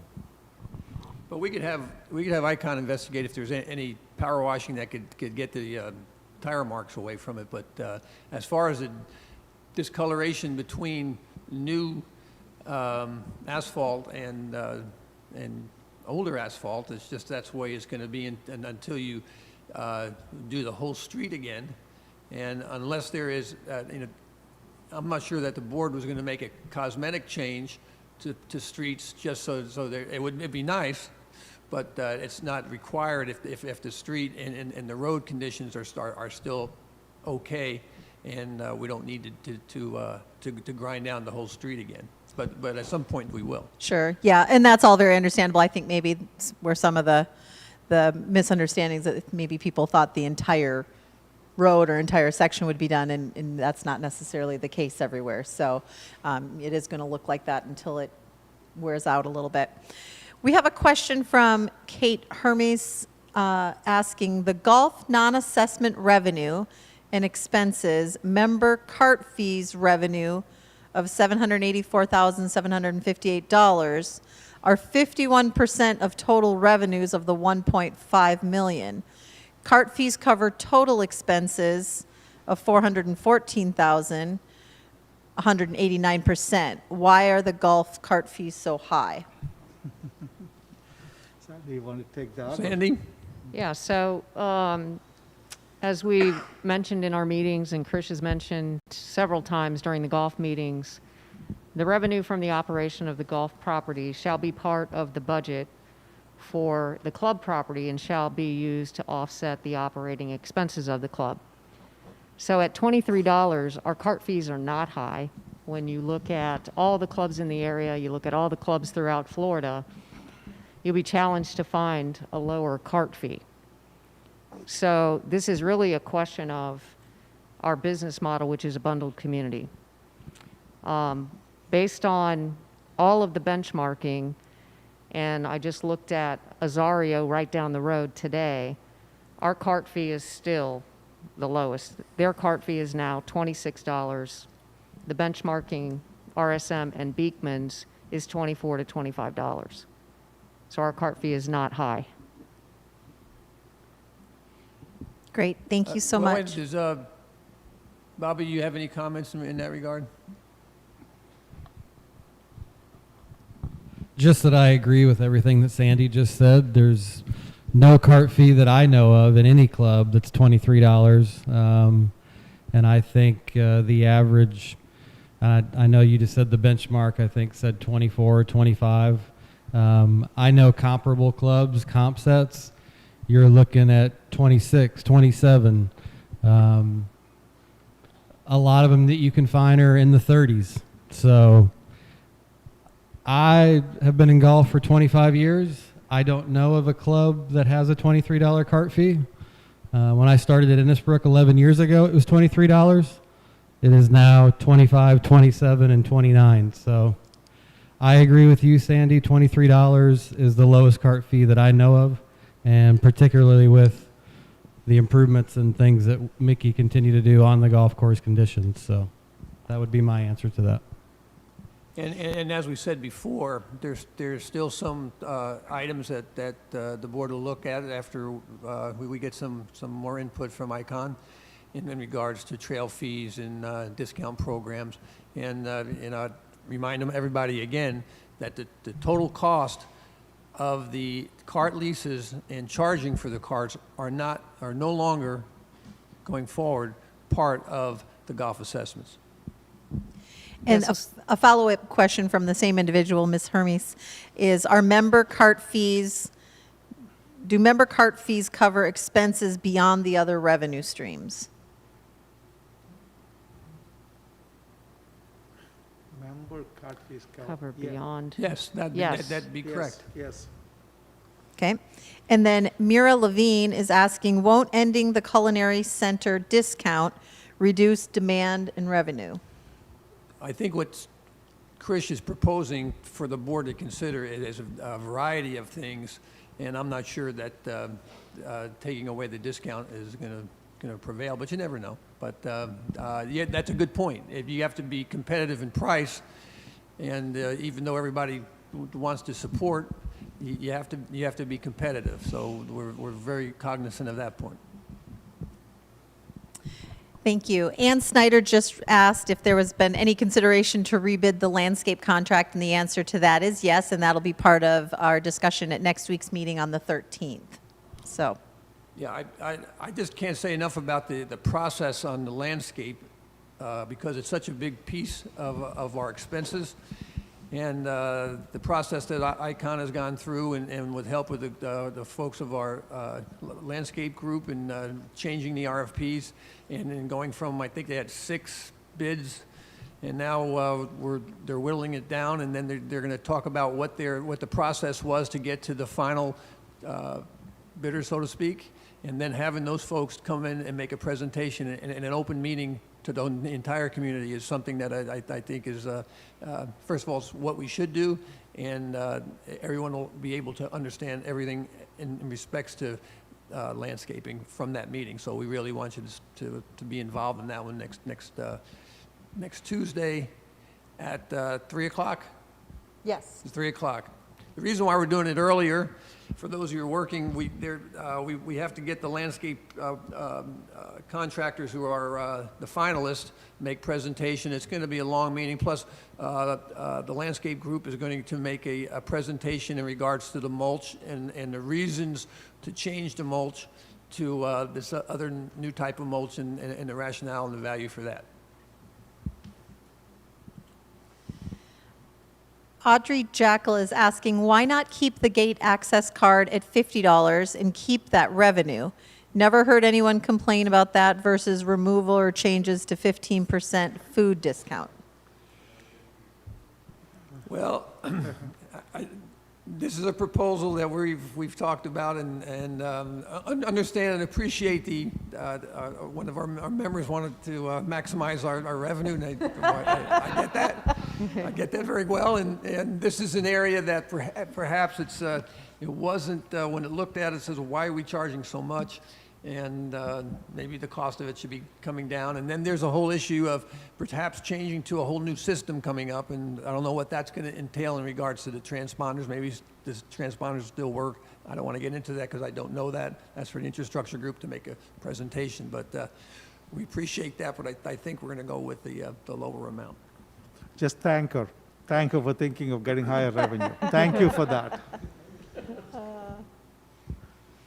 from a budget-related standpoint, I think we've answered all of the budget questions, which is our current topic on the table, so I think that we can probably move forward. Okay, let's move forward. Krish, what was that, Rockstar and what else? Dynamo. Dynamo. Well, if the Dynamo would like to make some proposals that we need to consider, have at it. Okay, thanks for giving the mic to the dynamite rock star. Okay. On golf, the things that needs to be agreed by the board, the first one is including the $80,000 for golf projects as part of the assessment, which is already included in the $2,900 of the assessment for the year. That's the first proposal. Is that a motion? I'm sorry, I make a motion to include the $80,000 in golf projects into the assessment. Still, it'll keep the assessment at $2,900 per year. Do I have a second? I second the motion. Okay, we have a first and second. Let's have a discussion. I guess part of it, a big part, and I'm not sure we have all the numbers yet in regards to the driving range expansion. The estimate was, or at least the estimate I understood was like 50,000 or something like that, and then 30,000 for some other things, or that's undetermined at this time. Does anybody have any other thoughts on that? No? All right, well then. Just maybe a question, yeah, I'm supporting this, so we're gonna approve 80,000 for golf projects, that's gonna include the driving range, expansion, and possibly some other things, but all we're doing really is approving it to put it in the budget. When it comes time to spend the money, I assume, or not, either way, I'm fine either way, but when it comes time to spend the money, just, let's assume the driving range expansion is $60,000, will that come before the board or not? What is your thinking? Just to avoid confusion in the future. I would also like to differ with Sandra because she is the liaison to golf, but I think we need to, as a board, kind of agree at some point in this thing at what level we want it to come before board. It's not for approval. It is to inform everybody formally, inform the homeowners formally that we're kind of looked at it, kind of a thing. So I think we really have not talked of a threshold at what level it needs to come. So that's something we need to kind of do that, actually. Yeah. So I agree. And Bob, just so you're aware, we'll have the 3 proposals, and all board members will have visibility to the scope of work and all of the proposals as well. And we can decide, as Chris said, to what that threshold number is that we want to bring the projects to the board. Okay, thank you. I assumed that was the case, and of course, all we're doing is supporting, to put that into the budget, which obviously, but then when the time comes to actually spend the money, we'll have another look to say, yeah, this is what we want. Because the scope's not well-defined or anything at this point. And I'm just trying to avoid some of the missteps we may have had in the past. Right, I think the Yeah. scope on the expansion of driving range is in the process, and following the RFP protocol will be Yeah. done, and go from there. It's close, very close. It's probably very close from my understanding. Is that what you're thinking? Yes. Sandra? Okay. Any other discussion on the motion? If none, let's vote. Those in favor, signify aye. Aye. Motion passes. Next. I make a motion to include in the 2021 budget a best estimate of financial impact associated with cart fees, trail fees, private carts, etc. The reason for the motion is if we don't do it now, anything we want to do later on has to be within the budget constraints.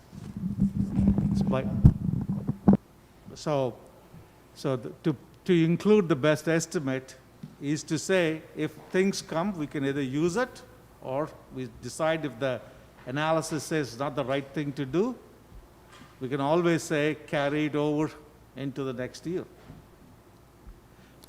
Generally,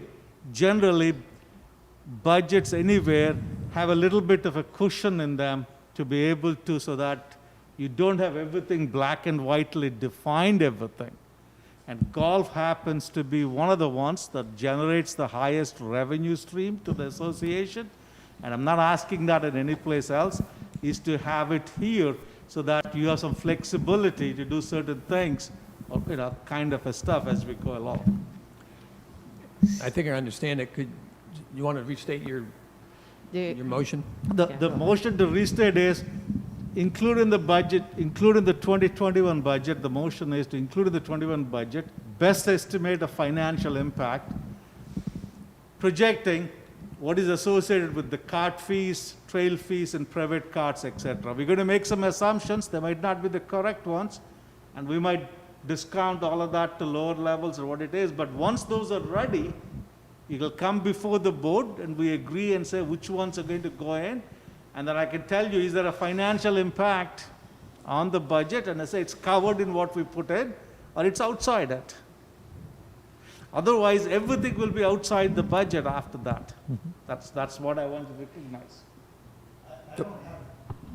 I don't have an issue with that, Chris. Well, you have to have a second before we even discuss it. I second it.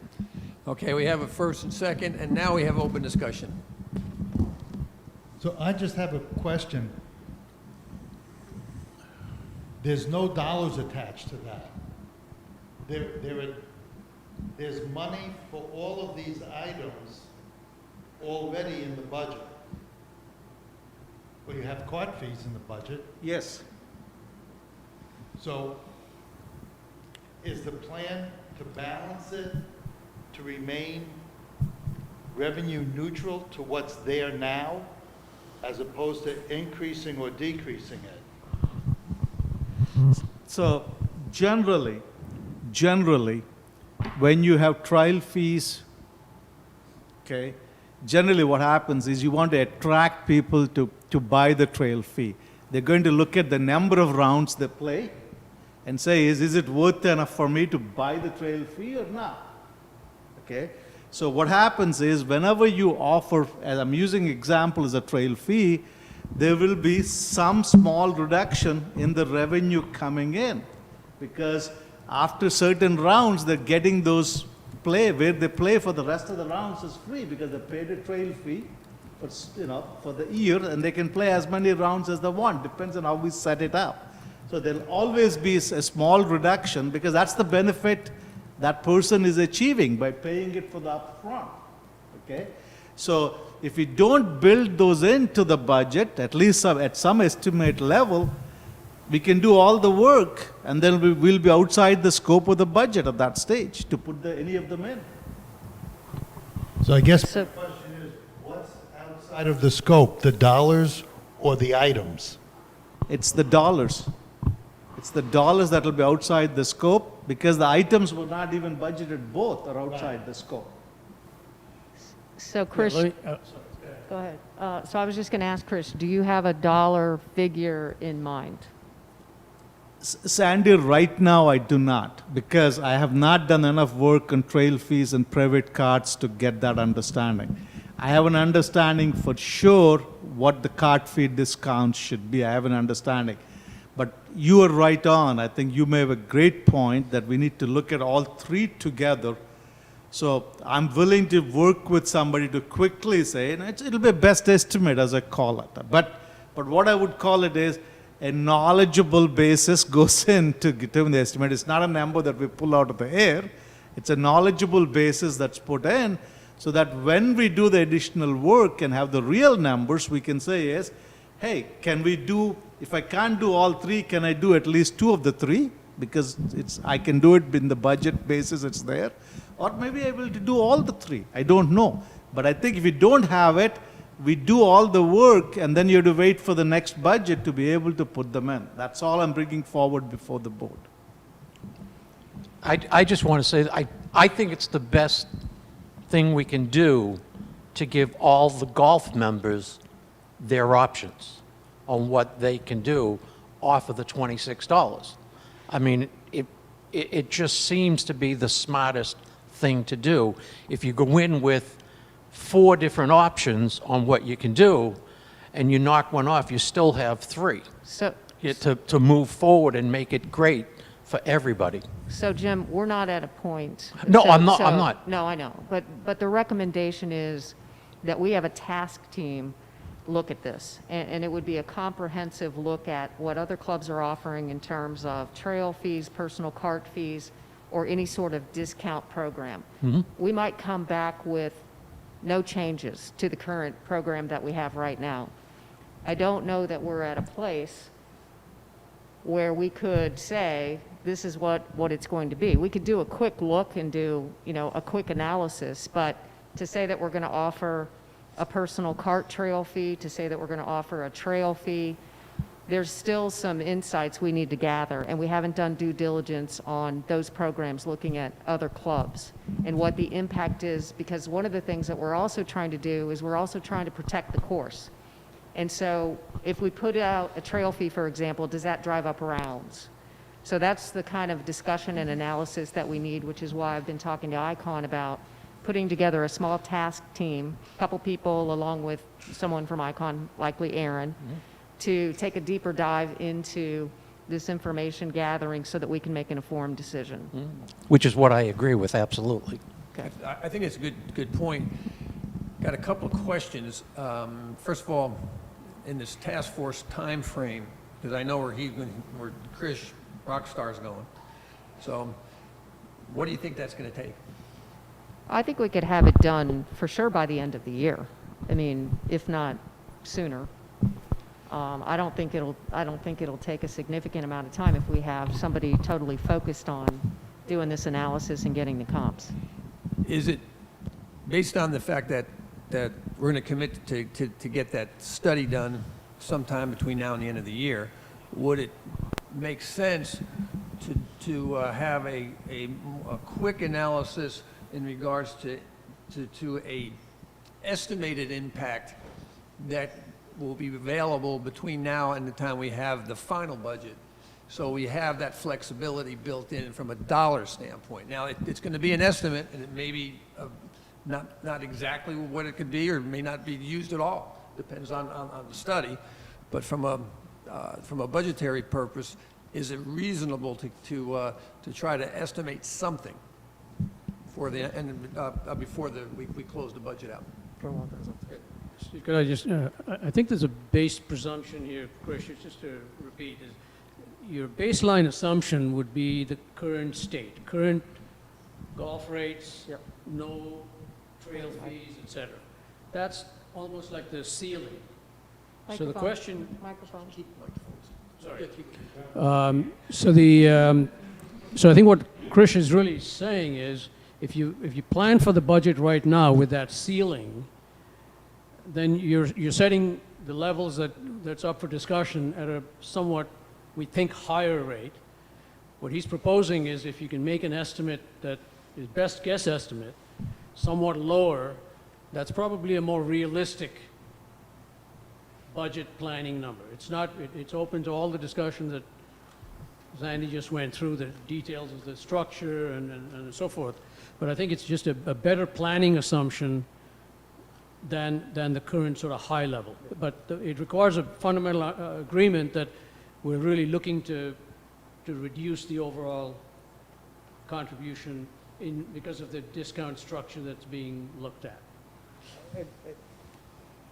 It's a tough one. It's my understanding that anybody that pays a trail fee is looking for that is going to get some benefit out of it. I don't see why they will buy a trail fee if they're not going to get benefit out of it. How do we, if we're going to offer it, how would that benefit be incorporated into the budget right now? Otherwise, if you don't incorporate it, you might as well say we will not have a trail fee. Well, if you don't incorporate it, okay? I think that's fundamentally.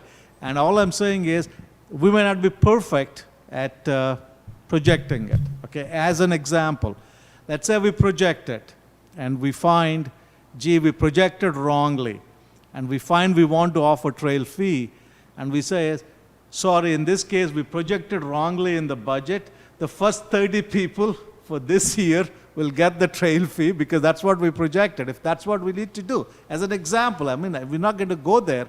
But at least it gives you some options than doing all the work and then saying, well, we can't give this option to anybody else. Okay. Well, it seems reasonable that you have at least three different opportunities, or a couple different opportunities to discuss. Yeah. One has to do with volume discounts, one has to do with trail fees. And so I guess at this point, are we considering not only the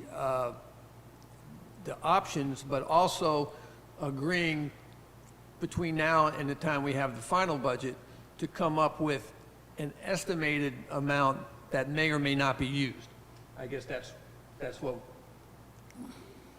is that a reasonable thing So to by consider? October 26th, is that what you're saying? Yes, well, a day before that, so you can have the, I don't know when you need the final. But within the next 2 weeks, you got to come up with an estimate. Is that reasonable? And even Rockstar, I'm not sure, he needs a little help in regards to what that estimate would be, because it would take a lot to consider that. Well, maybe on one of them isn't that hard. So I don't want to put you on the spot, but I'd like to hear Bobby's thoughts on, can we come up with that number? Yeah, I think before October 26th, we can give you our Okay, that makes it easier. Does the motion that Krish made is clear enough, or should he restate that, because there's two things? There's the type and then there's the estimate. So it's got to, you have to combine both, if you would. I know you can. Well, I'll restate the motion. The motion is we study for the next 2 weeks of which options are going to be more realistic, if you want to call it, with the help of ICON, and then incorporate based on that the financial impact of those into the budget basis for 2021. That's the motion. Do I hear a second? I second it again. Thank you. Any further conversation? Okay. If none, then let's vote. Those in favor of the motion signify by aye. Aye. Opposed? Motion carries. Next. Okay, the next I'm moving, that completes, thank you, that completes the golf ones. Going to the food and beverage. First is, the basis currently includes, the discount applies to amounts spent beyond $500 as a minimum. That's the current basis, okay?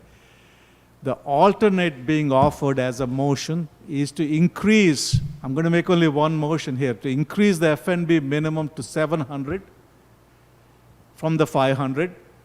But when you increase it, include both food and beverage in that discount, and that the 15% discount applies only after they spend the minimum of the 700.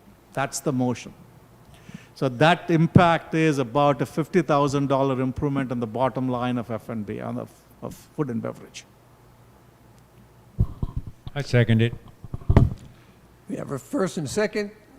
Now let's have some discussion. Yeah, I'll start with a question. Now, right now, the 500 includes food and beverage, excluding alcoholic beverages. It includes Coca-Colas and other soft drinks, I believe. Okay. So when you say beverage now, you're including alcoholic Yes, beverages? please. Okay, I hadn't heard that yet, and I Yeah. assumed that was the case. I just wanted to confirm it. That's Okay. good. No, my- thank you for Good catch. clarification, Yeah, Bob. that's important Yeah. to some people. Okay, so Bob mentioned, he made a distinction that in that proposal, it will be including alcoholic beverages in the minimum. So, any other discussion about that? Any other discussion about raising it to $700?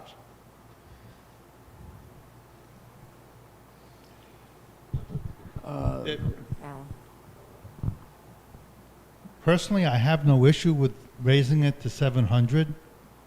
I'm just curious on the impact.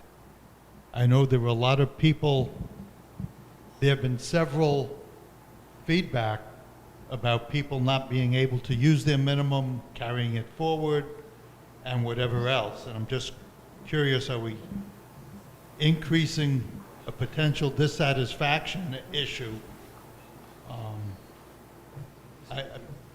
Personally, I like the second one more. Keep it at 500 and just forget the 15% loyalty discount. I think the second one said no loyalty discount on any, no matter what. Not, that would be going further than $500 where the discount would apply. This would apply to everybody. He hasn't made that, because I don't know if we can discuss that one, because there's no I haven't made on that it. motion. No, so we'll talk about, well, I guess you gotta go through one before you even get to two. Yeah, you have, if you're only making a motion on number one, and we're excluding number two, then to me, number two is the better way to go. That's my opinion. And it just seems better overall for everybody.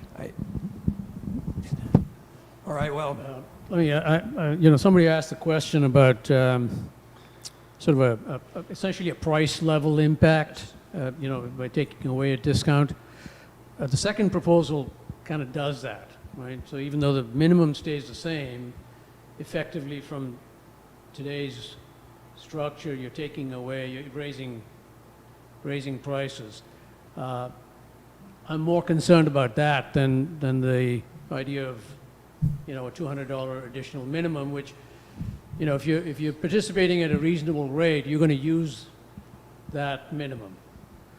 It's a fair question to say, is there some small percentage of people who don't use it? If we had that data, that would be handy. But just a little bit of feedback that we had on the survey was it's a very actively used resource. So I'm less concerned about the 700 than the 15% discount. Am I Yep. making sense, Jim? I understand what you're saying. I just know what I believe. In the first one, you're increasing the minimum to 700, and you're still not getting the discount on that 700. but you're including alcoholic beverages, which takes up As a a lot, non-drinker. a lot. I hear that a lot, We about get that. not including that. And I think, would Icon like to to say a few words? Yeah, I would love to. Thank you. Yeah, I know I don't have a vote, but I can speak for Icon and say that I think a $700 with a 15% discount on food and alcoholic beverage would be the way that we would prefer. That encourages people to still come and use the restaurant. You spoke earlier, Steve, about the cost. Eliminating a 15% discount essentially raises the cost of food across the board. I know that's a very sensitive subject from the feedback that I've received. Having the Bahama Bar, the Culinary Center, soon to be a pizza cafe. I want people to eat here 3, 4, 5 nights a week if that's their preference and not go off property. So we've also talked before about maybe you're not eating, maybe you're just going into the bar and having a few drinks. And I think, incentivizing the members of this community to always keep the Bahama Bar, the Culinary Center, the pizza front of mind. I personally think they should get a discount. So if I had a vote, and I'd like to speak on behalf of Icon, I would love to see it increase to $700 and have the 15% discount across the board and encourage people to come in and enjoy all the great things that we're working behind the scenes to do. Thank you. I'd like to just make one comment as well, kind of confirming what he said. If you, Bobby said, if you look at the first one, the $700 and then the 15% discount, I think the current food and beverage revenue that we have in the budget would be adequate.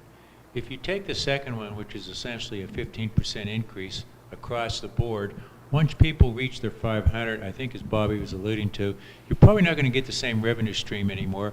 So the bottom line would be a reduction in revenue, I think, if we chose the second option for food and beverage. This is kind of interesting because the way Krish has stated the motion, and maybe we should restate it again because you really need to look at both of them to make a determination. You can't make a determination on one and then make another determination on another one. So I'm going to restate the motion. The motion is of the two options presented. The first one being increase the food beverage minimum to 700, including both food and alcoholic beverages, and a 15% discount after you spend the minimum, which is a 700. That's, or food and beverage minimum at 500 to include food only and no discount at all. So, choose one of the two then. Well, that's the motion. Do we have a second? Second. All right, so now we could discuss both of them at the same time to follow the rules. Now, do we have any outside questions? We do. Frank Harris is asking, why can't the 15% discount apply to the minimum? Frank, a good question. It is kind of looking at that when you're putting a minimum and we're giving a 15%, as you can see, to get the food and beverage operation to come more closer to the break even. It's not going to break even. Is the basis for it because you're requiring the minimum is what you're requiring to spend, and the discount is offered for anybody that spends more than the minimums. Okay, that means really the discount is being offered to more high-end users of the thing. More you use, you get a discount. If you just do the bare minimum, you're not getting a discount at that stage. Basically, that's the background. Thank you. Carol Darby is stating $700 is ridiculous. What if you don't drink? I and others here are widowed. I still have $235 to spend with 3 months left in the year. Dietary restrictions make it near impossible. Also, lately, fish, and more fish. Not really a question, but comment for the board. Mira Levine has stated, what about snowbirds? It's hard for some to reach the 500. 700 is crazy. We need the 15% discount. We would not come if that incentive was not there. Food is okay, but not great. Frank Harris states Bobby was on track that you need to generate more reasons for us to come, not find ways to discourage use. All valid points. Valid. All valid points. So thank you for sharing those. The current right now is $500 for food only. With a discount on that 5%? Yes, and the 15% applies to the minimum. So really, your minimum is already discounted. And based on the benchmarks, as Chris stated earlier, $700 is the average.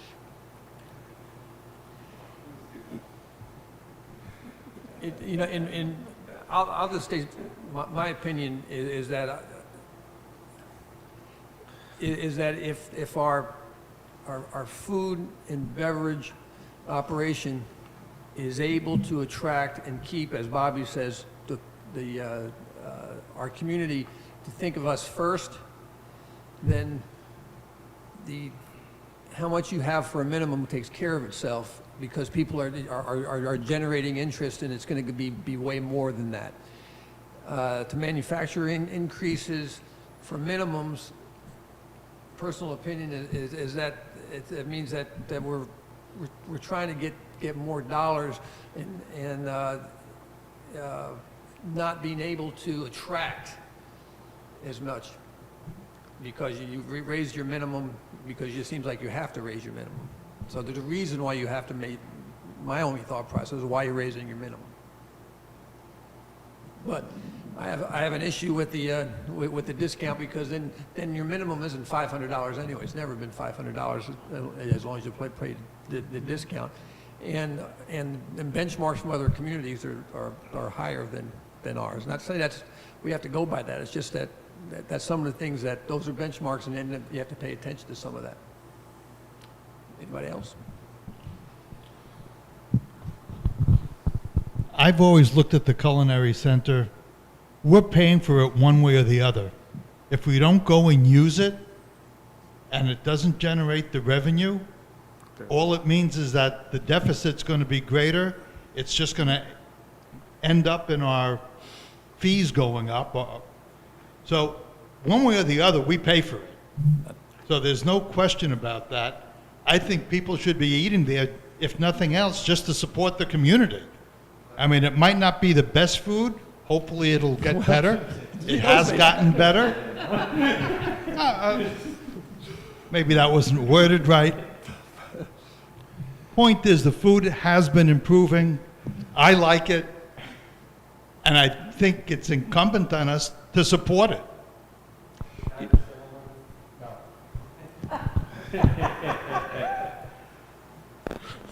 I would just like to say one more thing. I think, everything that Alan said is valid. We all have to eat. We should be supporting our club. I would just say to the board and anyone listening, give us a chance to improve the quality, the offerings. I sit here and I hear, if you take 15% away on a discount, it will impact people coming and supporting that. It's just a fact of life, and maybe not everybody, but it will some. And I think that 700 again from the benchmark is reasonable. We are adding a pizza offering that does not currently exist. The hours at the culinary are going to increase as we get, and I know we're not there yet, so please don't email me later. We're not out of COVID. But, our assumptions in this budget are that 6 months from now, maybe, hopefully we are.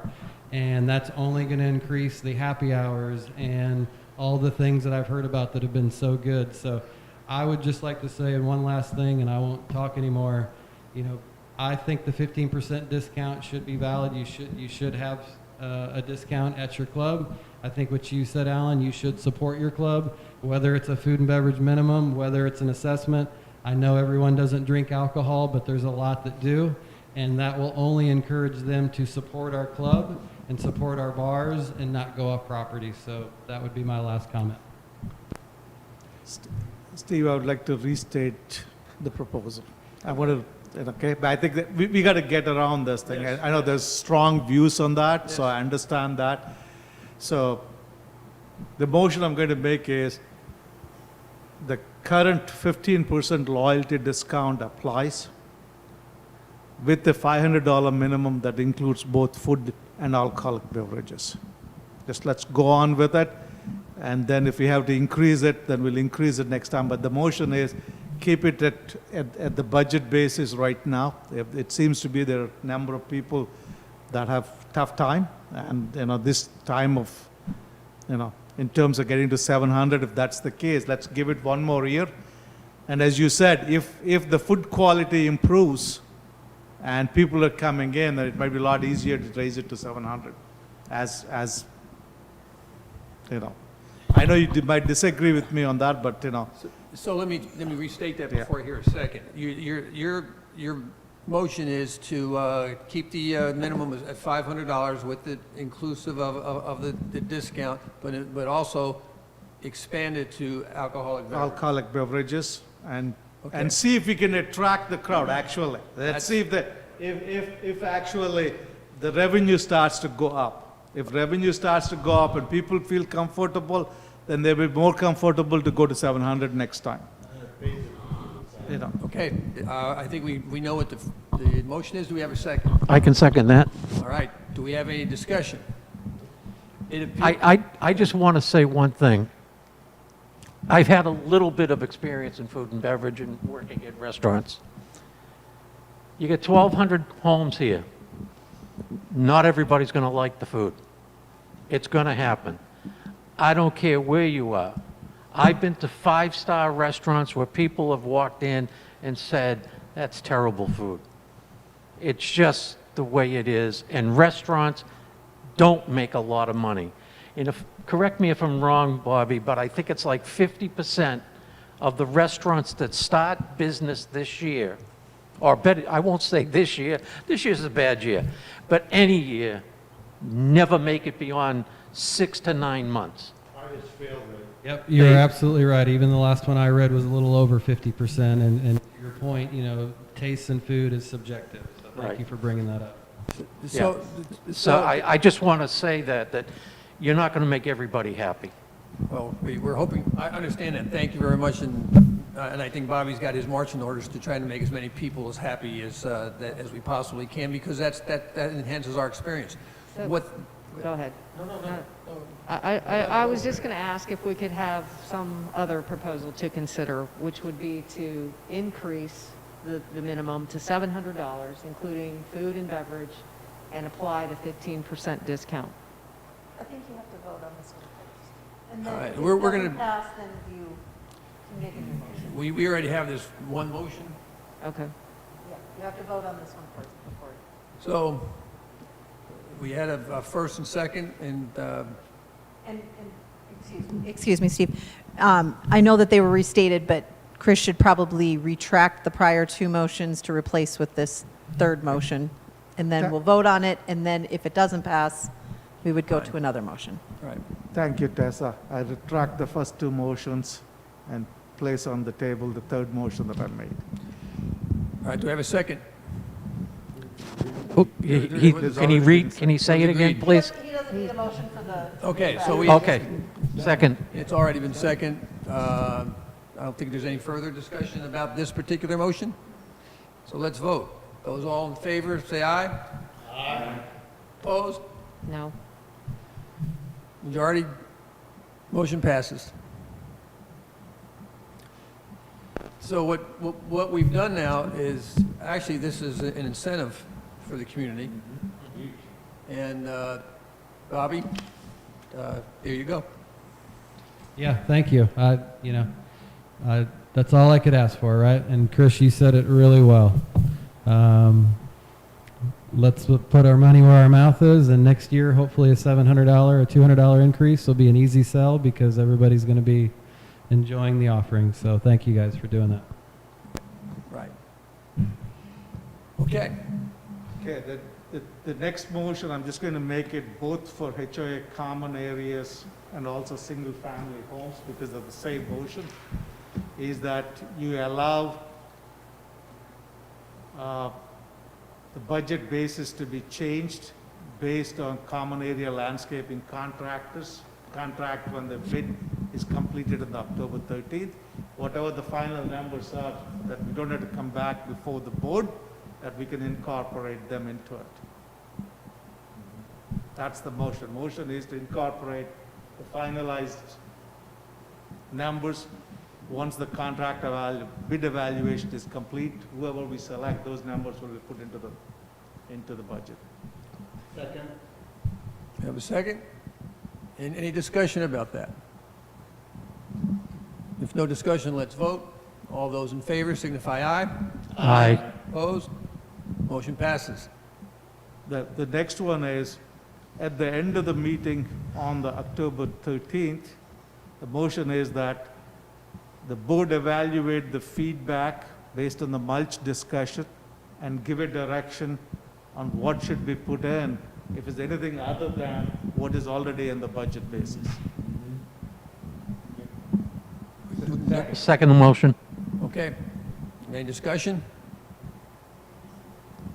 If none, let's vote. All those in favor signify aye. Aye. Motion passes. Next. Don't think I have anything else. I think all the motions are done. All right, so those are, it's been a long meeting. We have one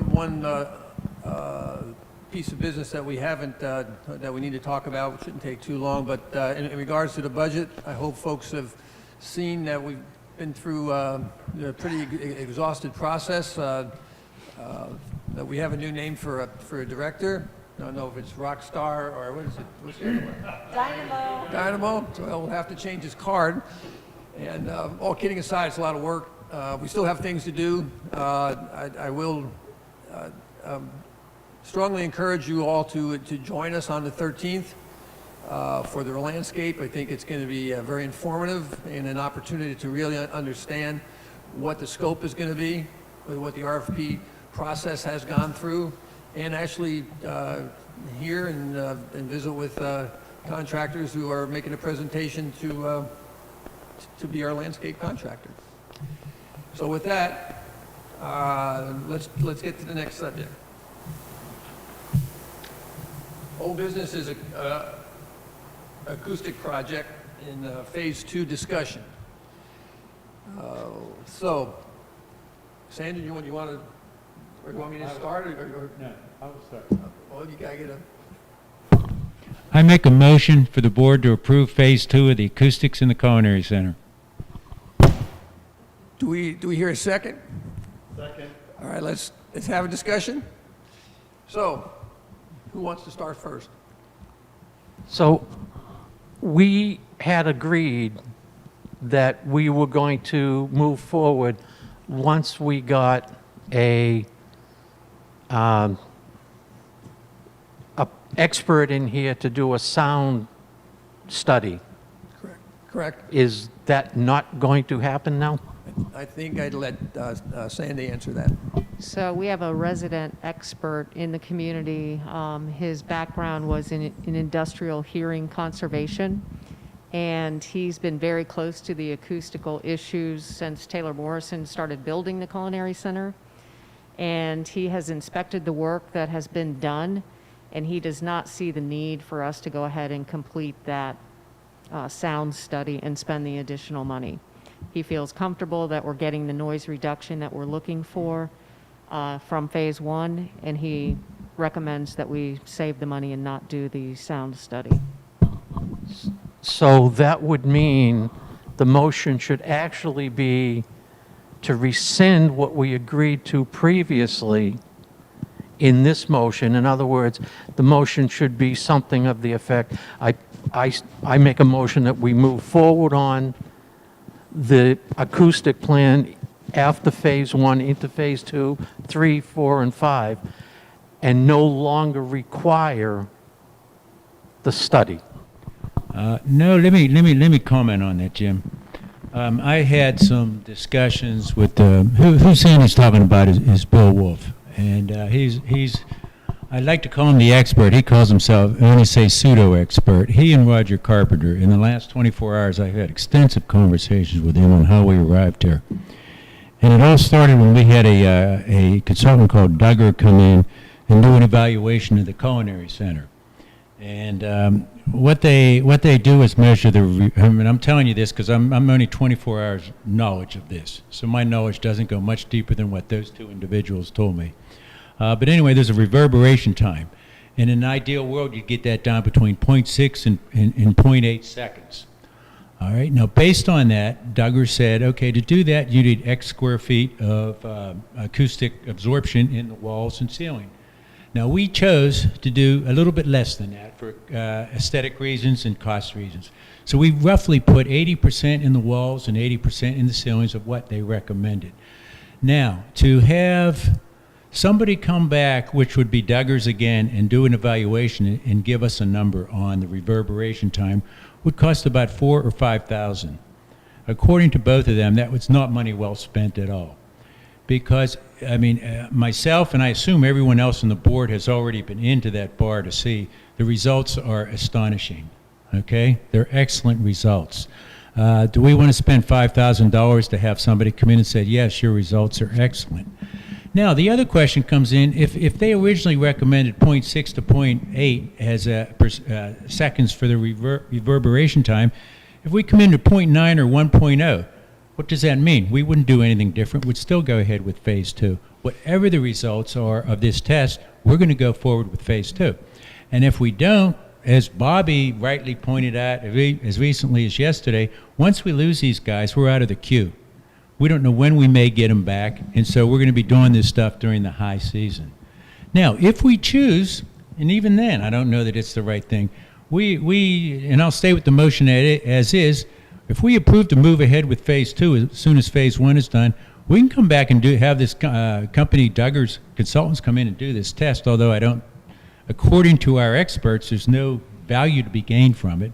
But if somebody wants to put that motion out and discuss it for another meeting, we can certainly do that. But again, I think the motion stays as we approve phase 2 tonight or not.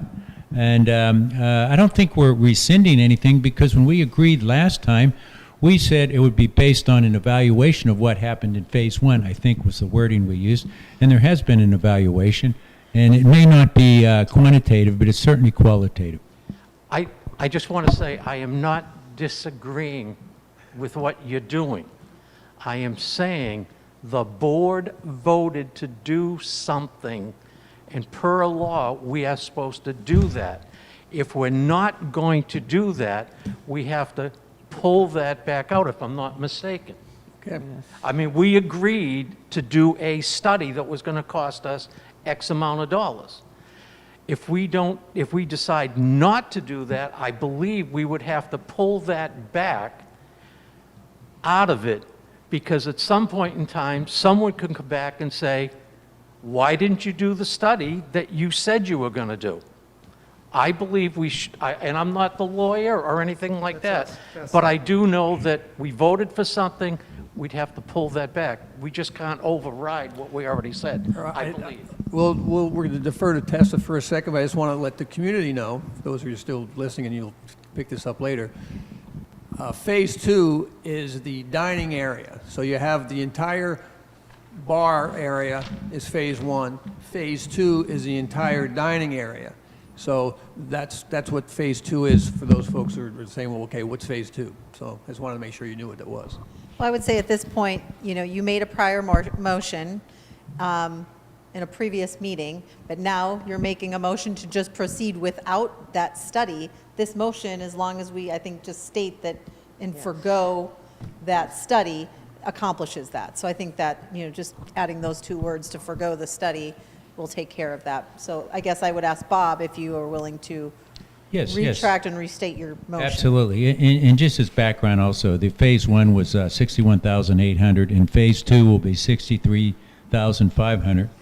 And there are 6 phases of this. So if, after I restate the motion, assuming it gets approved, we still have 4 more phases. And maybe at some time in the future, if we're comfortable with it, I might come forward with a motion to say, let's just complete the work. And again, back to what I said earlier, we can decide at any time along this way if we want to spend the $4,000 to $5,000 and bring in the consultants to evaluate, give us a quantitative result, or quantitative, although qualitative, we can all see that it's been a substantial improvement. So let me restate the motion. The motion is to override a prior motion to have a consultant come in and do a quantitative analysis of the sound reduction and approve phase 2 of the noise reduction in the culinary center. I second that motion. First and second, do we have discussion? I have a question, and whoever's, because I'm just not familiar with it, Bob, I'd like to address it to you. So did the vendor commit to some spec level of reduction at a measured level? Excellent question, Prabhat. What the vendor agreed to in the contract was to install 1-inch 6-pond density ISO board, 741 square feet in the walls and 2,080 in the ceilings. Full stop. Which, as I said earlier, was 80% of what the Duggars recommended in terms of square feet. Got it, thank you. Any other discussion? If no, Just one comment go ahead. from here, from Mr. Biller, that stated the study was $2,000 just to correct. So he just wanted to state that he agrees with Bob in retracting the need for the study. Thank you, Mr. Builder. Okay, so any other discussion? If no discussion, no further discussion, let us vote. Those in favor of the motion signify by saying aye. Aye. Motion carries.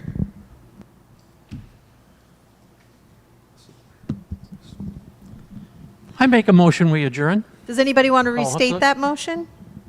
Just teasing you. I second the motion to adjourn. Again, I make the motion, we adjourn. I second the motion. Let the record show that there's levity that Ms. Tessa was trying to show, which is a good try. So we have a motion and a second for adjournment. All those in favor? Aye. Be adjourned. Thank you. Good night.